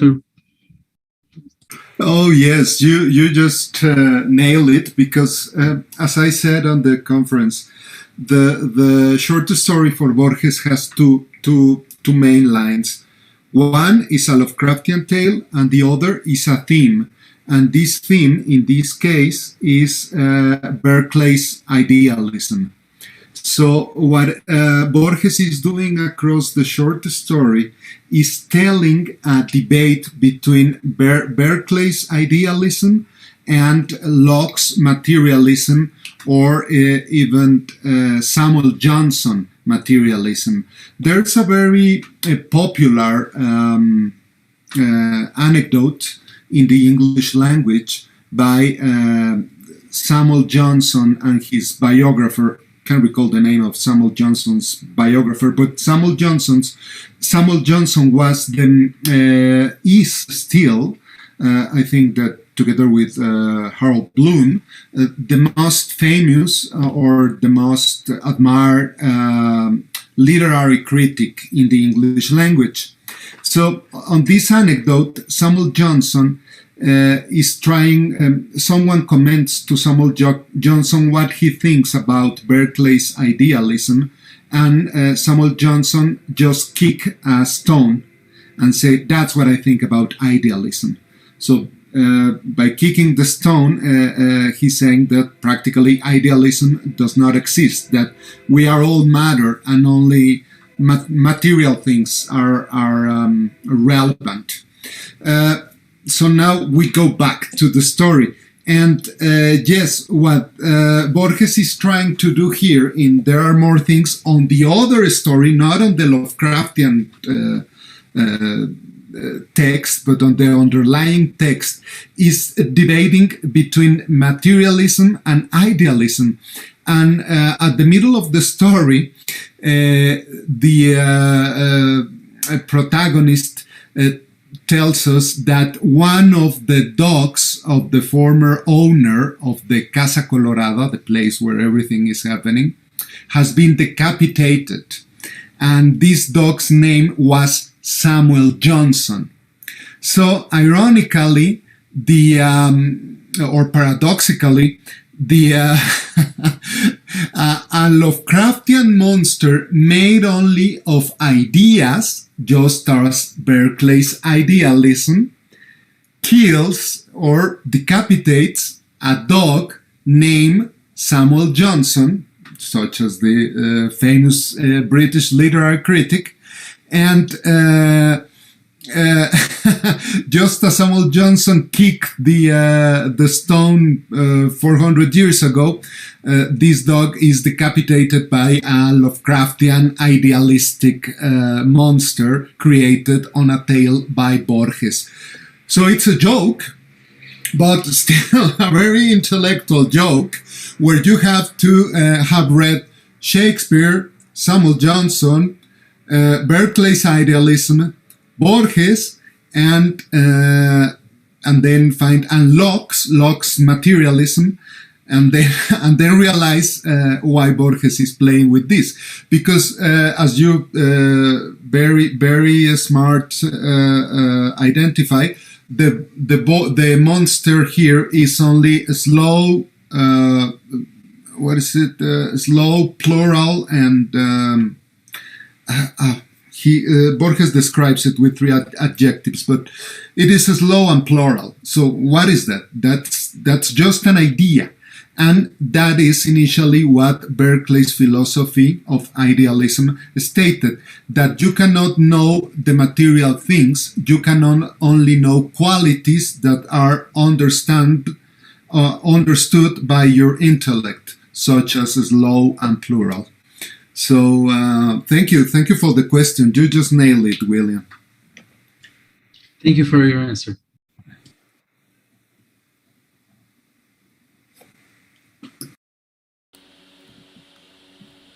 So, thank you. And does any of you have some other questions to each other? Or if so, then please ask, because we will after that read questions from the chat, because there are some.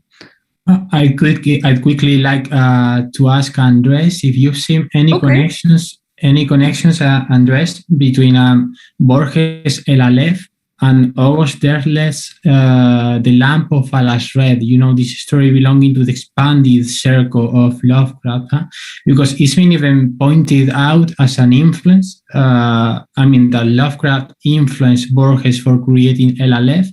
But if you see the dates of publication, The Lamp of Al-Ashred, I think it was published in 1957, and El Aleph is previous. El Aleph was published 8 years before or something like that. So have you seen, in the sense that there's this idea of the universe, the whole universe contained within a little ball or something like that? Is there something that ring a bell on you? Alvaro, you just that's another point that is very debatable between Borges and Lovecraft, and you just nailed it again. All this theory that the Aleph is based on the lamp of Al-Hazred, which is not a Lovecraftian tale. I think it's a Derleth. That's by Derleth, only from taking 1 or 2 sentences, according to ST, to Joshi, from a letter that Lovecraft wrote to him. So there was a mistake by Juan José Barrientos, a Mexican scholar, in the 80s. I believe he was doing his PhD in the Sorbonne, and he wrote an article saying that the Aleph had some influences from the lamp of Al-Hazred, and even though the Aleph was written before the lamp of Al-Hazred. So Juan José Barrientos wrote this article. The article is still on the internet and is very famous, and it's been cited a lot of times.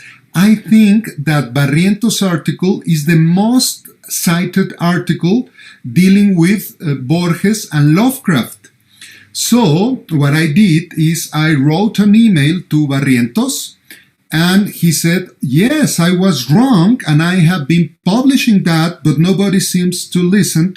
And Barrientos even sent me a book, which is around here. I don't have it. But he says it was my mistake, but it was not my intention. I committed a mistake. Everybody has mistakes in his life, and he committed that mistake, which created what we may call a post-truth. No, and that's the point. I may share with you the personal letter Barrientos wrote to me, the personal email. It will be a pleasure. I'm going to ask him. I'm sure he's not going to have any issues with that. And that was a mistake, and many people believes that because the article where he points out that the Aleph comes from the lamp of Al-Hazrid is more famous than his other article where he says he made a mistake. But great point. Great, thanks. I didn't know that. Thanks.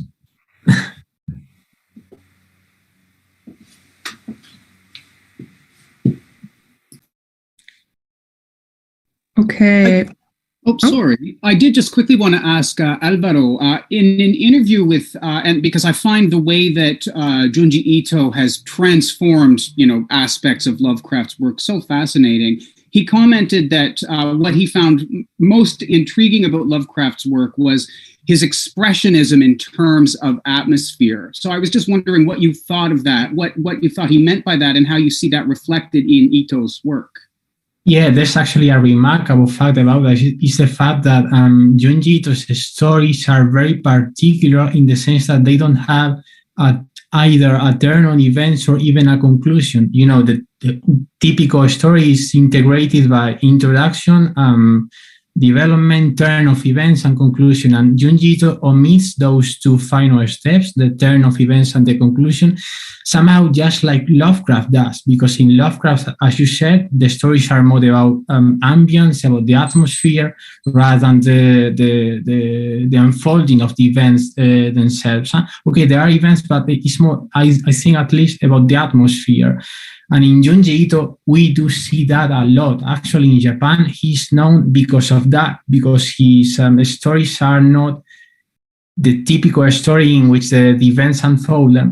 As a matter of fact, he said one I don't remember exactly when, but he affirmed that he isn't even concerned about the end of the story. He's just concerned about the character and the motif of horror, the horror mechanism, and the event, the horrific event, let's say, and not even concerned about how that ends and how that finally concludes.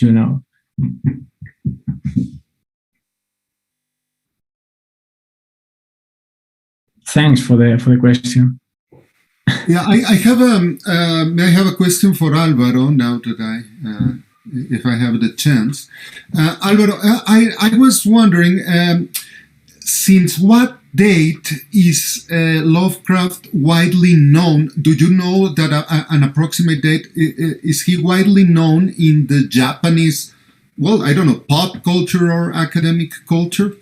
Yes, I actually mentioned that he was introduced in Japan in 1950, in 1948 specifically. It was Edogawa Rampo, the Japanese writer, who introduced the Lovecraft's works in Japan.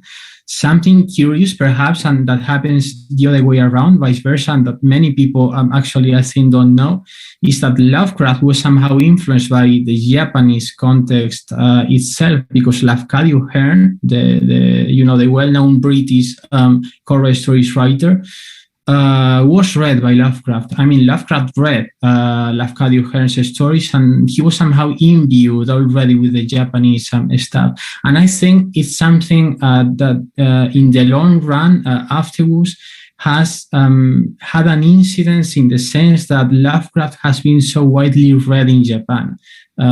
Some people, I think, that asked in the chat why do I think that Lovecraft has been read in Japan, and I think that's one of the reasons, that he was previously acquainted with the Japanese folklore to a certain extent, at least. He was not an expert whatsoever, but he was already acquainted with that up to a certain extent, at least. So yeah, he was introduced in 1948 specifically.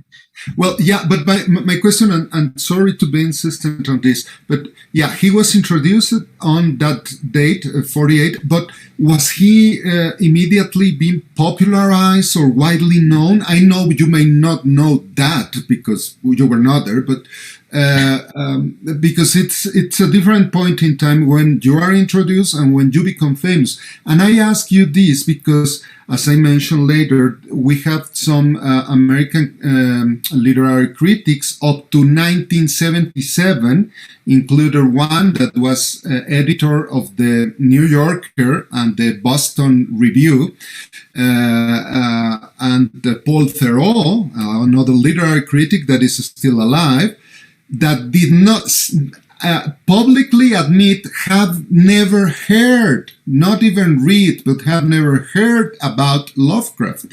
So I was amazed to hear that because there was people making movies. So in Japan, probably it was the other way around, that Lovecraft was already famous before being famous in the US? No, I'd say it's been gradual. It's been gradual. The very first reference I have of Lovecraft's influence in Japan concerns manga, actually, and it's 1962, Shigeru Mizuki's manga. That's the very first reference I have. And I think, yes, you are right in that it's been more gradual. Actually, there have been many more influences later, but again, it's not actually it's been a whole decade since he was introduced, and the first work influenced by him was published. So it's been definitely gradual, yeah, and it's still going on. You know, in 2002, this anthology of Japanese authors influenced by Lovecraft was published, Layers of the Hidden Gods, and it's still going on. That anthology has actually been recently translated into English in last year, I think, that was translated. So yeah, it's been gradual and still going on. Thanks.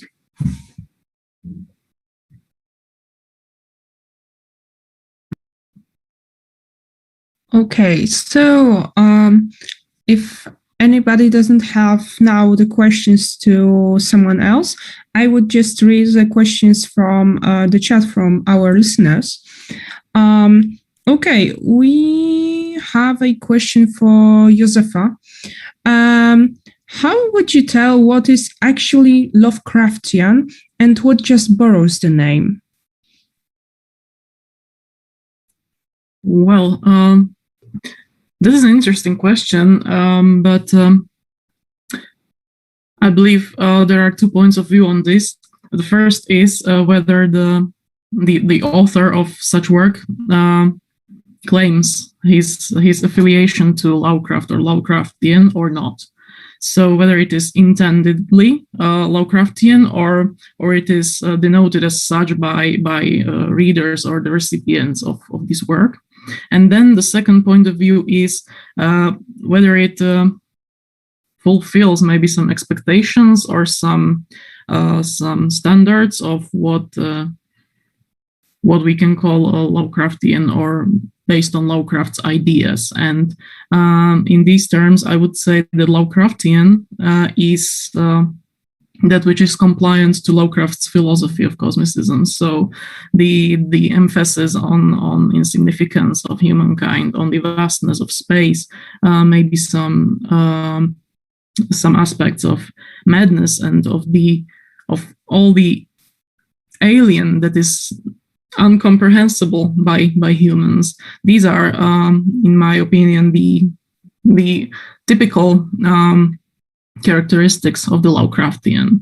And in these terms, maybe we can talk about, in terms of literature, for example, about the anthologies of the Dark Wings of Cthulhu, for example, or about works of Laird Barron. Some of his short stories are Lovecraftian indeed, or maybe the female writer Caitlin Kiernan, for example. That's something that is intended, that is meant to be Lovecraftian. And when we talk about the unintentional, which is denoted as such later by the recipients, maybe we can talk about manga, as Alvaro mentioned, the Junji Ito's manga, which carries these themes and topics and these aspects, for example. So that's probably the main difference. Right. Thank you for the answer. Well, next one is okay. I will just skip because we had something on the chat on YouTube. Okay. So I guess this is the question for Alvaro. What was the first Lovecraft-influenced Japanese work, like in general, not only manga, I guess? I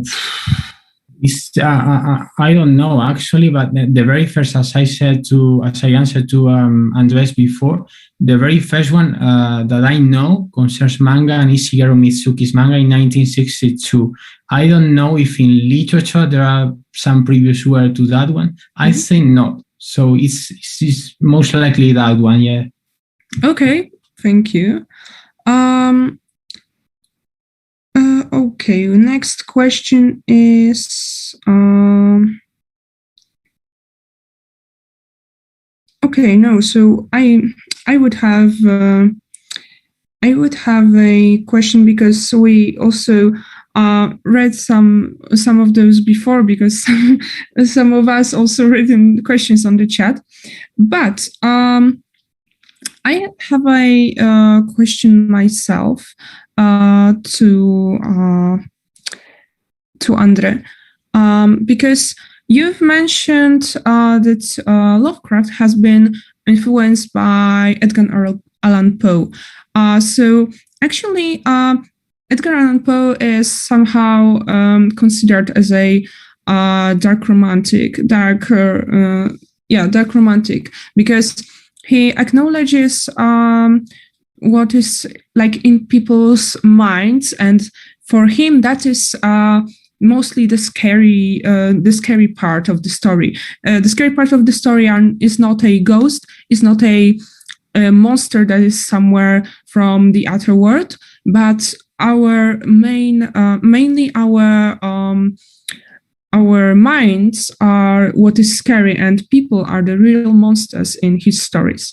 So, how do you think it works in the in Lovecraft works, in Lovecraft literature?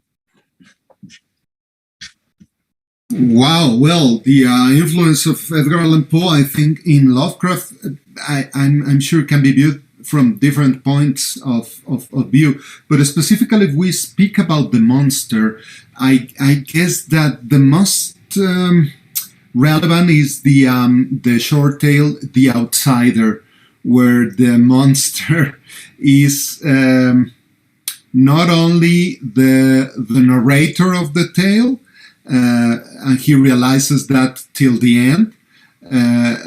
So it matches Edgar Allan Poe's idea that I am the monster, and at the same time has a physical monster in the outside, no? And the other one is the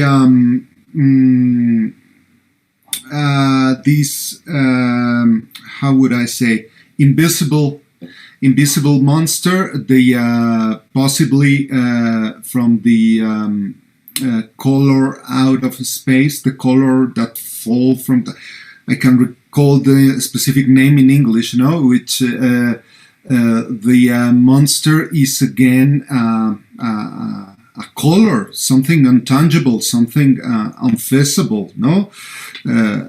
So one of the influence may be that, but also the psychology of the characters. You can see it at several points in the in Lovecraft's tales. I can tell you one exactly right now, but there's also this tale where he what's the name? Maybe somebody can help me. The tale where this alien is occupying the mind of an American academic, no? And again, The Shadow Out of Time. Yeah, of course, that's it. Thank you very much. So again, it is an alien consciousness from outer worlds occupying the mind of a human. No?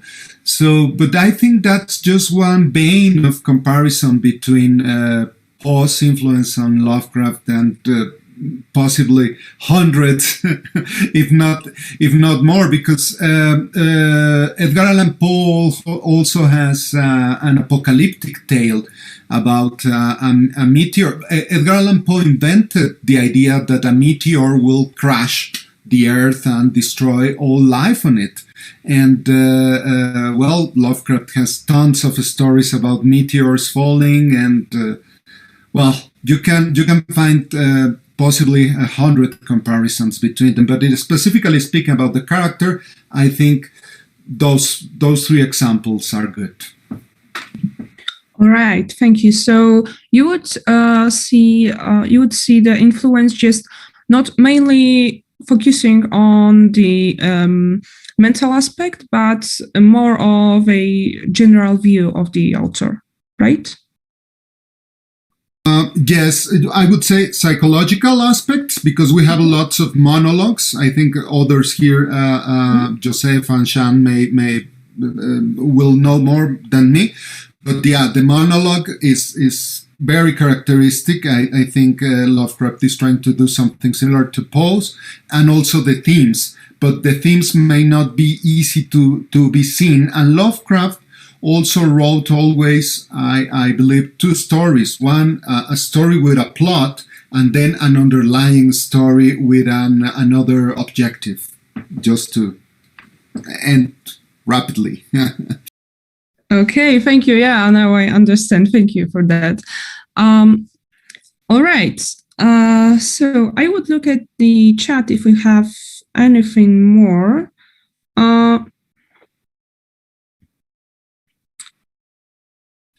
No, I don't think there is anything. Yeah, because I also had a question for Alvaro, but you already answered that, as you probably seen it on the chat. So yeah, so I guess we are going to end. I would like to thank you all for this fantastic panel. I really, really loved that. It was long. It was actually it was actually long for us, and well, it's an evening in Poland. I don't know about you, but I think we will have to end. But really, thank you for participating in this event. Thank you for fantastic presentations and for the talk. It was a pleasure talking to you in general. Yeah, I had a I would put your emails on the chat, but maybe we will do it like off the stream, because it will take me some time. So maybe we can stay together in here, and I will just put the emails on the chat, because if it's okay for you, is it? Okay, so thank you all officially, and Mateusz, we should probably end the stream. Thank you for the second day of PhilosophyCon, and we hope to see you all tomorrow on Sunday streams. Thank you. Thank you, and congratulations for this good idea. Great job to you and Mateusz. Thank you very much. Thank you. Thank you. Thank you. Thank you. All right. I am now looking for the emails. Okay. I have the email of Andre. Just put my own. I would actually prefer my Gmail address.